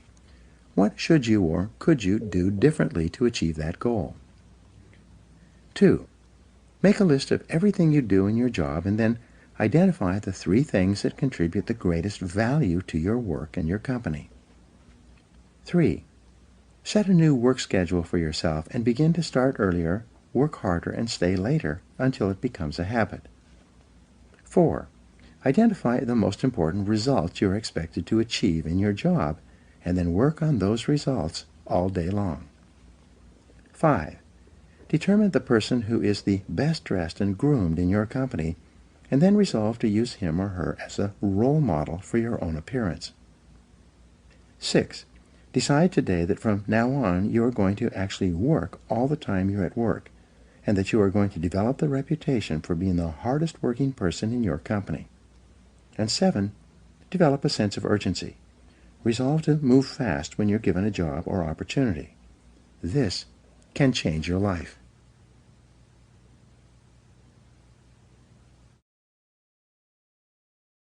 Chapter 9. Self-Discipline and Leadership. Nothing is more harmful to the service than the neglect of discipline, for it is discipline more than numbers that gives one army superiority over another. George Washington. Leadership and self-discipline go hand in hand. It is not possible to imagine an effective leader who lacks self-discipline, willpower, self-control, and self-mastery. The overarching characteristic of a leader is that he is in complete control of himself and every situation. There has seldom been a time in history when leaders were so needed and so much in demand as today. We need leaders at every level of society, both in the profit and non-profit sectors. We need leaders in our families, businesses, places of worship, community organizations, and especially politics. We need men and women who take their responsibilities seriously and are willing to step forward to take command of the situation. Fortunately, leadership is learnable. Leaders are developed, usually self-developed, over time through hard work, experience, and training. As Peter Drucker once said, there may be natural-born leaders, but there are so few of them that they make no difference in the great scheme of things. 4 stages of development. In your career in business, you progress through 4 levels of activity and attainment. First, you start off as an employee with limited knowledge and experience. Then, as you grow, learn, and develop the ability to get results, you evolve upward and become a supervisor, with responsibility for the performance and results of other people. As you continue to move up the scale of supervision, improving your ability to get things done through others from directly overseeing the work of employees, you become a manager, someone who assigns work to people with demonstrated competence in certain areas. Managers have a larger view, and this comes with greater responsibilities. As you move up the scale of management, becoming more knowledgeable and effective and getting more and better results from more and different people, you reach the highest level, that of a leader. At this stage, you are responsible for determining what is to be done rather than how it is to be done. It is said that some leaders are made, some are born, and some people have leadership thrust upon them. Leaders emerge or are promoted to deal with a situation requiring leadership ability. In its simplest terms, the role of the leader is to take responsibility for results. The primary reason that people are promoted into increasingly higher levels of leadership is because they demonstrate the ability to get the required results at each level. The ongoing question of the leader is always, what results are expected of me? Clarity is essential. The main reason that some people are not promoted into greater leadership positions, or perhaps they are even fired, is because of failure to execute. They do not do the most important jobs expected of them, nor do they get the results demanded of them. Leaders have vision. The first quality of leadership, based on 3,300 studies of leaders reviewed by James McPherson, is the quality of vision. Leaders have vision. They have the ability to project forward into the future and develop a clear picture of where they want their organizations to go. They then have the ability to share this vision with others and gain others' commitment to make this vision a reality. You become a leader when you accept responsibility for results. You become a leader when you begin to think, act, and talk like a leader. You become a leader when you develop a vision for yourself and for your company, your life, or your area of responsibility. There are hundreds of books written about leadership and the importance of vision, yet they can be boiled down to a single principle. A military leader has a vision of victory from which he never deviates. A business leader has a vision of success for the business based on excellent performance to which he or she is completely committed. A leader is a standard bearer. The leader sets the standard for the organization or the department. It is not possible for anyone in the organization to have a clearer vision or to aspire to a higher standard of excellence than the leader. For this reason, the leader is the role model, the one who sets the tone and the morale for everyone in the organization. The personality and influence of the leader affects everyone below him in the company, organization, or department. You cannot raise morale in a business. It filters down from the top, from the leader. The behavior of the leader influences and affects the behavior of everyone else. If the leader is positive, confident, and upbeat, everyone in the organization will be influenced by his behavior and will be more confident, positive, and upbeat as well. Walk the talk. When you become a leader, you must discipline yourself to be leader-like. You must walk, talk, and act the part of a leader. You become a different person with different responsibilities than a manager. When you are working your way up, you are a part of the staff or the sales team. When you become a manager, you are part of management. This means that when you are part of the staff, your orientation is upward and sideways. But when you become a leader, your orientation is downward, toward all the people for whom you are responsible. Perhaps the most important behavior of a leader is for you to discipline yourself to be a role model. Imagine that everyone is watching you and patterning everything they do and say based on your behavior. When you become a leader, you no longer have the luxury to let it all hang out. From the time you are promoted into leadership, you have a special responsibility to discipline and control your words and behaviors in such a way so that you bring about the very best possible results for your organization and for other people. Set the standards. The leader sets the standards for the organization's behavior, quality of work, personal organization, time management, and appearance. In excellent organizations, the leader is the person who everyone looks up to and wants to emulate. In most cases, the leader works harder than others in the company. The leader appears to be more committed, more determined, more courageous, more visionary, and more persistent than anyone else. The leader sets a tone that everyone wants to emulate. The leader also sets the standard for how people are treated in the organization. When the leader treats people with courtesy, consideration, and concern, it quickly becomes known that these are the standards to which others must adhere. Set values and principles. In addition to a clear vision for the organization, the leader must have a set of values and organizing principles that guide behavior and decision-making. Everyone must know what the leader and the company stands for and believes in. The job of the leader, then, is to articulate this vision of excellent performance within the constraints of high ethical standards at all times.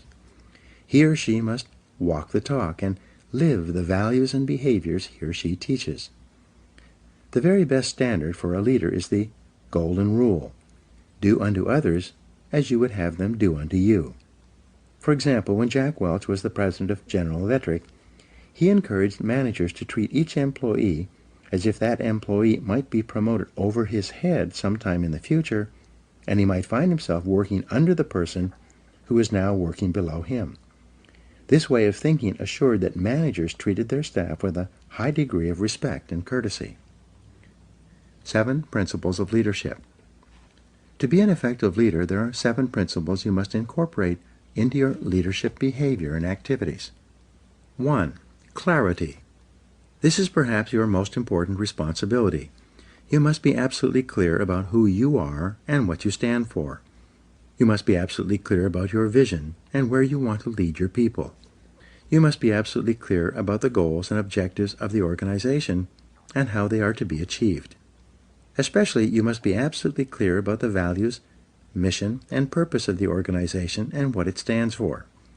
Everyone around you and below you must know exactly why they are doing what they do and what their company has been formed to accomplish. 2. Competence. As the leader, you must set a standard of excellent performance for the organization as well as for every person and function in the company. Your goal must be for your company to be as good or better than your very best competitor. You must be continually seeking ways to improve the quality of your product and services to your customers. 3. Commitment. The leader is absolutely committed to the success of the organization and believes completely that this organization is the best in the business or will be the best in the future. This passionate commitment to the organization and to success and achievement motivates and inspires people to do their best work and put their whole hearts into their jobs. 4. Constraints. The job of the leader is to identify the constraints or limiting factors that set the speed at which the company achieves its most important goals of revenue and profitability. The leader then allocates people and resources to alleviate those constraints and remove the obstacles so it can perform as one of the best in the business. 5. Creativity. The leader is open to new ideas of all kinds and from all sources. The leader is continually encouraging people to find faster, better, cheaper, and easier ways to produce excellent products and services and to take better care of customers. Number 5, continuous learning. The leader is personally committed to reading, listening, and upgrading his or her personal knowledge and skills as an executive. The leader should attend additional seminars and courses to improve his or her skills and abilities. At the same time, the leader encourages everyone in the organization to learn and grow as a normal and natural part of business life. The leader provides time and resources for training and development. The leader knows that the best companies have the best trained people. The second best companies have the second best trained people, and the third best companies have the least trained people and are on their way out of business. Number 7 is consistency. The leader has the self-discipline to be consistent, dependable, reliable, calm, and predictable in all situations. One of the great comforts of business life is for an employee to know that the leader is completely consistent and reliable. An effective leader does not change from day to day. The leader is not blown in the wind by each new situation or problem or emergency that arises. Instead, the leader is calm, positive, and confident, especially under pressure. The inevitable crisis. The only thing that is inevitable in the life of the leader is the crisis. When you rise to a position of leadership, you will experience crises repeatedly, crises that are unpredictable, unbidden, and often capable of seriously damaging the organization. It is in the crisis that the leader demonstrates his competence. In times of crisis, the leader becomes calm, cool, objective, and completely in control.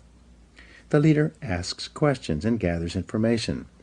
The leader assesses the situation accurately and makes whatever decisions are necessary to minimize the damage or cut the losses. Great leaders discipline themselves to keep their fears and misgivings private. They do not share their concerns with their staffs, knowing that this can cause confusion and loss of morale. Instead, the leader asks a lot of questions, probes deeply into situations so that he or she understands them thoroughly, and keeps his or her feelings private. As far as the members of the organization are concerned, the leader is always calm, positive, relaxed, and in complete control, no matter what is happening. Self-control and leadership. There's a direct relationship between your ability to discipline yourself and your behaviors and your readiness to lead. It is only when you prove to others that you are in complete control of yourself that they develop the confidence to put you in a leadership position and keep you there.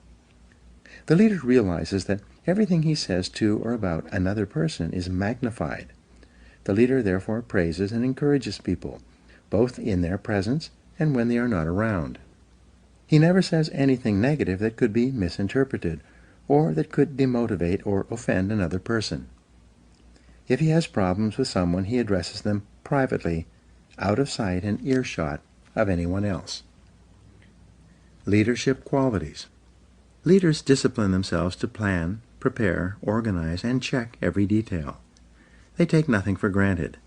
They ask questions to ensure that they have a complete understanding of a situation, problem, or difficulty. Great leaders act as if they own the entire company. They accept a high level of personal responsibility. The leader never complains, makes excuses, or blames others for problems. Leaders are intensely action-oriented. They gather information carefully and they make the decisions that are necessary. They set measures and standards and hold others to them. They insist that the job be done quickly and well. Leaders rise to the top. Leaders rise to the top of an organization as cream rises in milk. When you accept complete responsibility for getting results, concentrate single-mindedly on completing your most important tasks, continually upgrade your knowledge and skills as well as your ability to contribute value to your company, and treat other people with kindness and consideration, you will emerge as a natural leader. As you demonstrate your ability to make an increasingly valuable contribution to your organization, people above, below, and on both sides of you will want you to be promoted into leadership and will support you when you reach that position. One of your primary aims in life is to walk, talk, act, speak, and treat others as a leader would.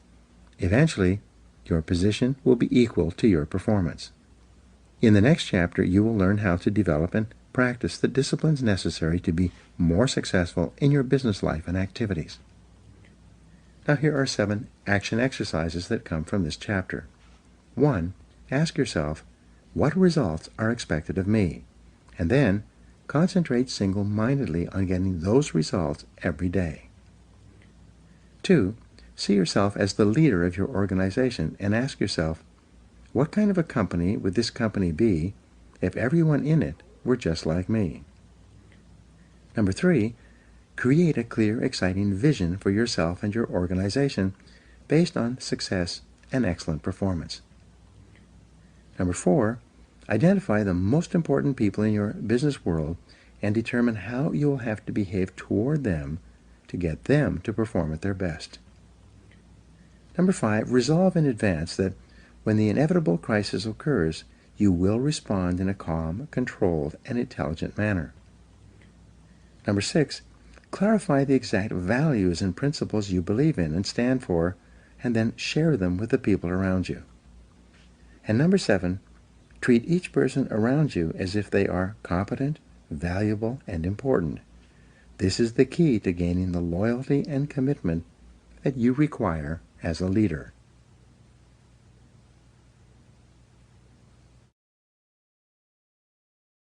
Chapter 10. Self-Discipline and Business. John Viney wrote, "The quality of self-denial in the pursuit of a longer-term goal, and indeed, the willpower to maintain that level of self-denial, is an excellent training for the boardroom." Most people will work in or for a business or own a business in the course of their lifetimes. The achievement of business success demands high levels of discipline from you in every area of business activity, both large or small. Without self-discipline and self-control in business, no success is possible. There's no area of activity that demands more self-discipline than starting and operating a successful business in our current economy. The first law of economics is scarcity. As a rule, there is never enough of anything for everyone who wants it. Specifically, there are never enough customers for you to sell everything you want to sell. There are never enough sales revenues to help you achieve all your financial goals. There are never sufficient profits to enable you to expand as much as you want. Especially, there are never enough good people to work with and for you to help you achieve your business goals. The law of competition. If the first law of economics is scarcity, then the first law of business is competition.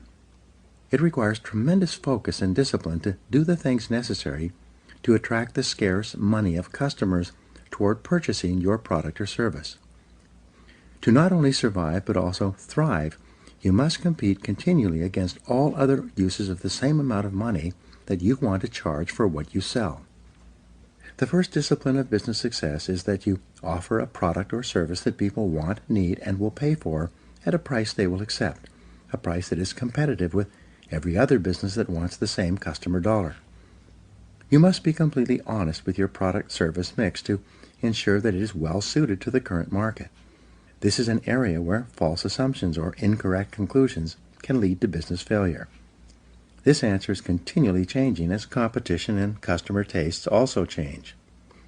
The customer is always right. Every week I speak to business people who are unhappy with their levels of sales and profitability. They insist that their product or service is excellent and that people should be buying from them in a much larger quantity. In each case, I have to gently point out to them that the only proof that their product or service is truly attractive or valuable is that people buy it willingly and then buy it again and tell their friends to buy it as well. According to the experts, fully 70% of your business decisions will turn out to be wrong in the fullness of time. This is the average. When you're a new business person or starting a new business, you'll be wrong even more often than this. It's not unusual for an entrepreneur to be wrong 90% of the time in the beginning of his or her career. It requires tremendous self-discipline and character to face the possibility that you could be wrong in your most cherished assumptions and beliefs. Nonetheless, this discipline is essential if you're going to minimize your mistakes, cut your losses, and redirect your resources toward offering customers more of the things that they really want, need, and are willing to pay for. All business investment and business startups require a high level of optimism. You must believe in the future possibilities of your business along with your new products and services. You must have so much confidence in their marketability that you're willing to undertake financial risk and invest many hours, weeks, and even years to achieve your business goals, and you must do all of this with no real guarantee of success. At the same time, you need discipline to curb your confidence, to remain objective and realistic. Overconfidence in business can lead to business mistakes, financial losses, and even bankruptcy. You must be better. Because of the aggressive and determined nature of your competition, in order to simply survive, you must discipline yourself to be equal to or better than your competitors.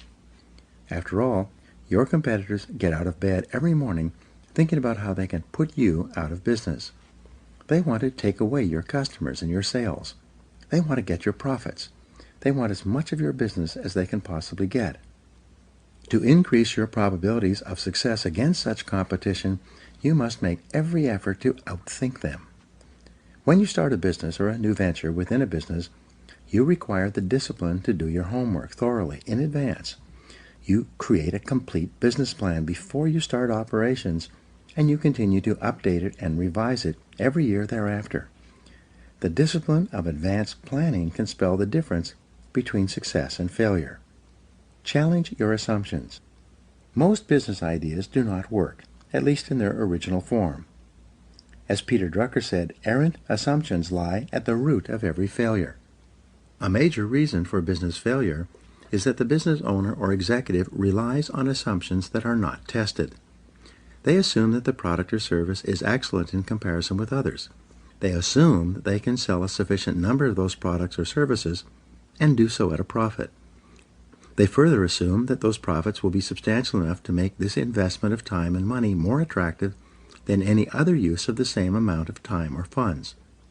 All of these assumptions must be tested carefully before any irrevocable commitment is made.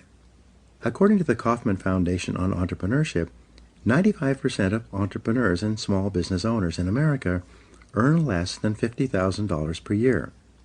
Why is this?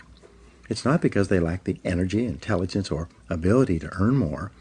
The very fact that a person has the courage and resourcefulness to start a new business means that he or she has above average levels of natural talent. The reason why so many entrepreneurs underachieve and fail is because they lack discipline. They lack the discipline to carefully study every aspect of the business before committing to it. They lack the discipline to test their assumptions rather than jumping to conclusions and hoping for the best. Don't let this happen to you.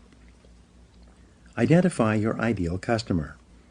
You need discipline to identify and determine your ideal customer, the exact person who can and will buy your product or service in sufficient quantities and at the price you need to charge in order to justify going into this area of business in the first place. You need the discipline, based on trial, error, and persistence, to develop a marketing plan that generates a steady and predictable stream of new leads for your business. To market effectively, you must be clear about your competitive advantage and your unique selling proposition. What is it about your product or service that makes it superior and more valuable for a customer than any other similar product or service being offered today? You need the discipline to develop a complete sales system from beginning to end that converts qualified leads into solid customers. It's amazing how many businesses just assume that the product or service will sell itself, whether they have a superior sales system or not. Know your true costs. You need the discipline to determine accurate costs and the proper pricing of your products and services. Walmart has become the biggest retailer in history, largely because of its expertise in this area. It's amazing how many businesses are selling products and services at a loss because they've never accurately totaled all the costs of bringing that product or service to market in the first place. You've heard the old saying, we lose money on every item we sell, but we try to make it up on the volume. Obviously, that's not possible. You need a quality control system in order to ensure that every product or service that you sell is of such high quality that your customers are so satisfied that they happily buy from you again and tell their friends. You need the discipline to develop a customer service policy, one in which you treat your customers so well that they become loyal to you and choose you over any of your competitors.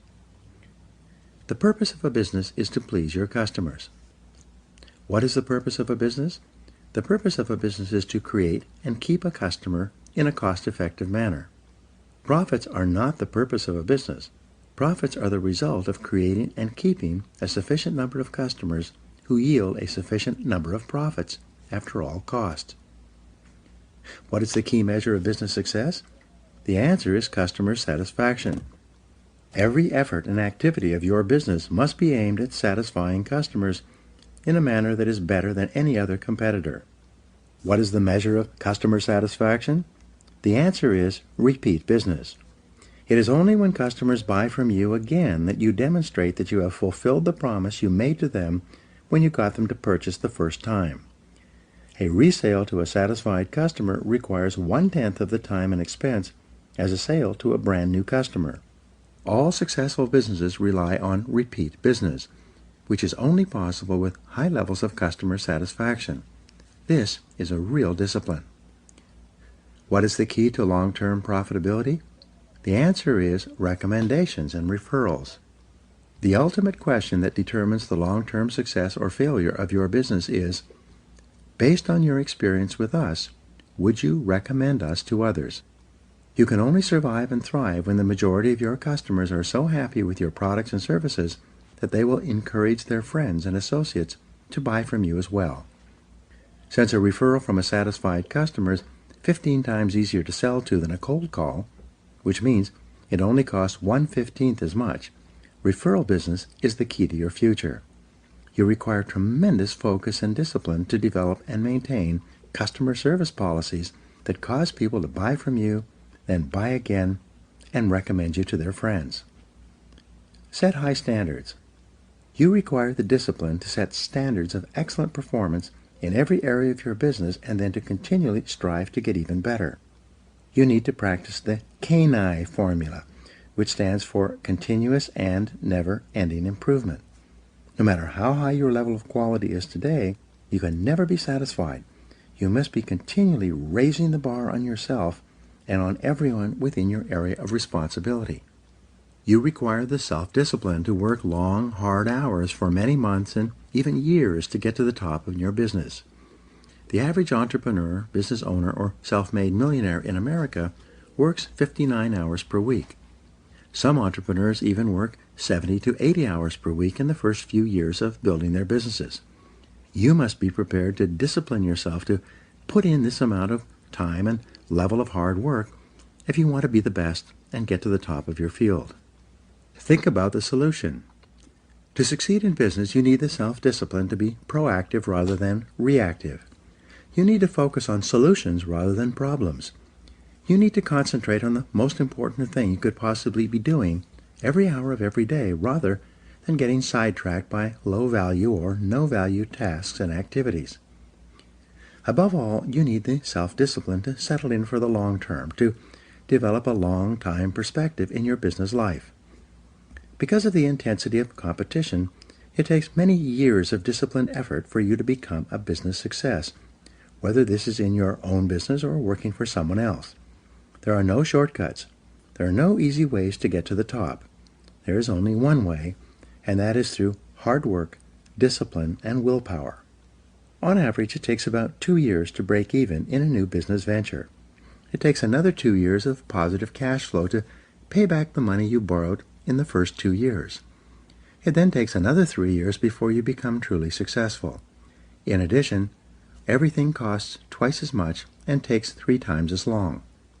Based on these statistics, Why should you start your own business or embark on a new business venture? Because the time is going to pass anyway. After all, 5 years from now, you will be 5 years older. And 10 years from now, you will be 10 years older. At the end of that time, you will either be at the top of your field or still down among the 80%, struggling for every dollar and worrying about money every day. The choice is yours. Discipline is the key.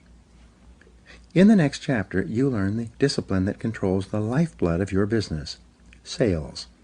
In the final analysis, as Peter Drucker said, the purpose of a business is to create and keep a customer. Now, here are some action exercises for you. Number 1, stand back and look at every area of your business as if you were an outside consultant. What changes would you recommend? 2, imagine you were starting your business over again today. Are there any products or services that you would not bring to the current market? 3, identify the 20% of your products and services that account for 80% of your sales and profits. How could you sell more of them? 4, project forward 1, 2, and 5 years in your business. What are the trends? What will your customers be buying in the future? 5, list 3 ways you could improve your customer service to ensure that customers buy from you again and tell their friends. 6, list 3 ways that you could attract more and better qualified leads from your marketing and advertising activities. And 7, list 3 ways that you could make more sales to the prospects you attract, or that you could attract more and better prospects.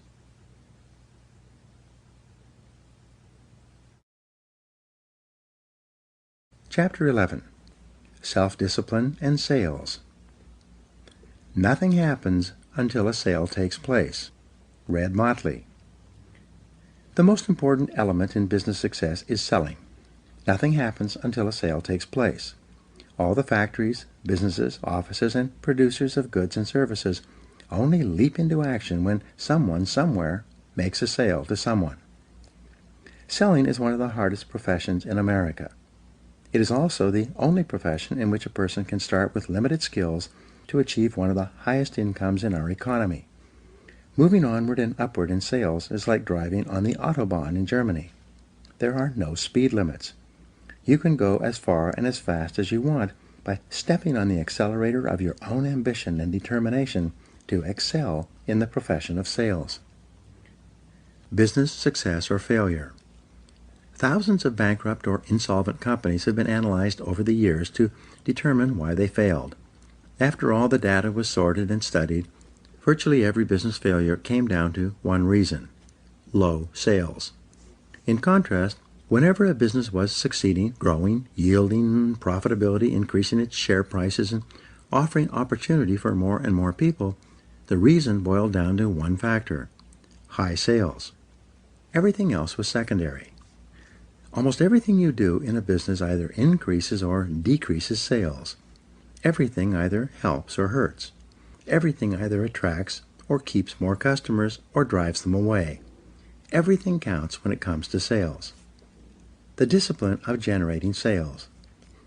Whether you are a salesperson or a business owner, you require the self-discipline to focus and concentrate on generating sales every hour of every business day. A group of researchers interviewed several hundred senior executives and business owners and asked them, "How important is sales and marketing to your business?"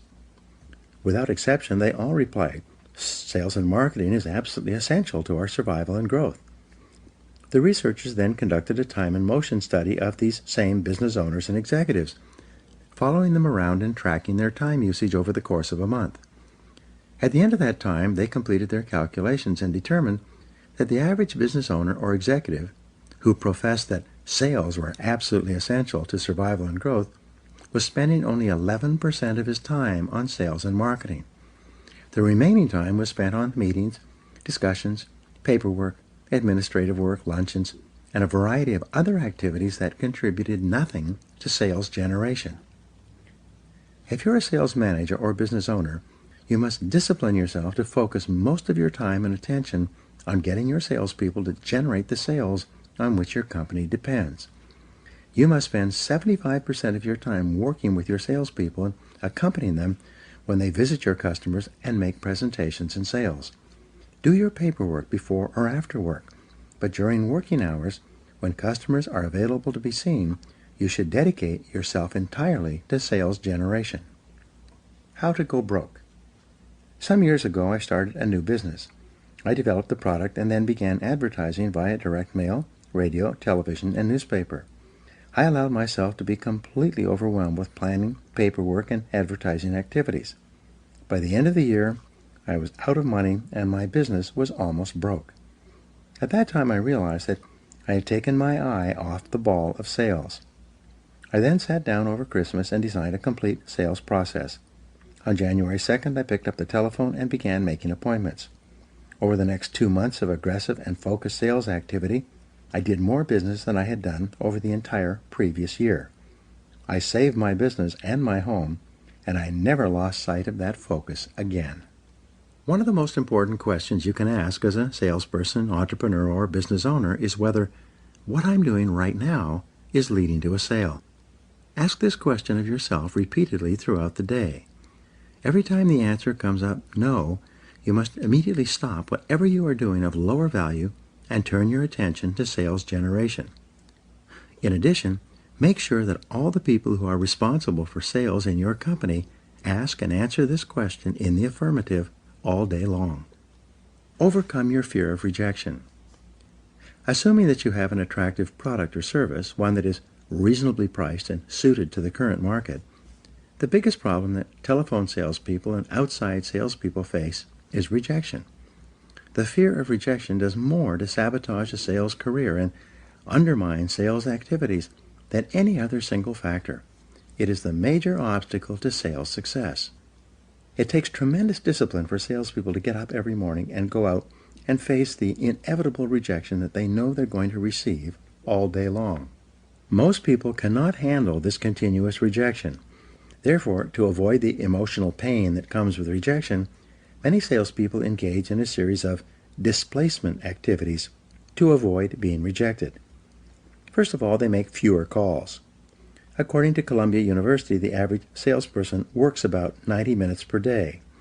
In other words, only about 1.5 hours out of an 8-hour day.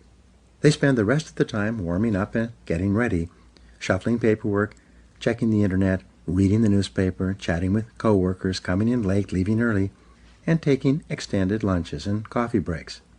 As a result, by the end of the day, on average, the salesperson has worked only 90 minutes. Increase face time with customers and prospects. When is a salesperson actually working? The salesperson is only working when he or she is ear to ear on the phone or face to face with someone who can and will buy within a reasonable period of time. The rule for sales success can be contained in 6 words. Spend more time with better prospects.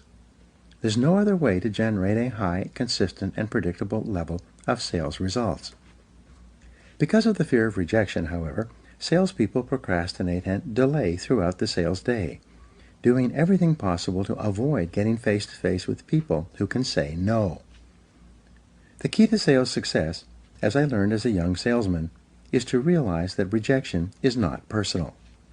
Prospective customers always say things like, "No, I'm not interested," or variations of, "I don't want it, I don't need it, I can't use it, I can't afford it, I'm not in the market right now," or "I'm happy with my existing supplier." The professional salesperson realizes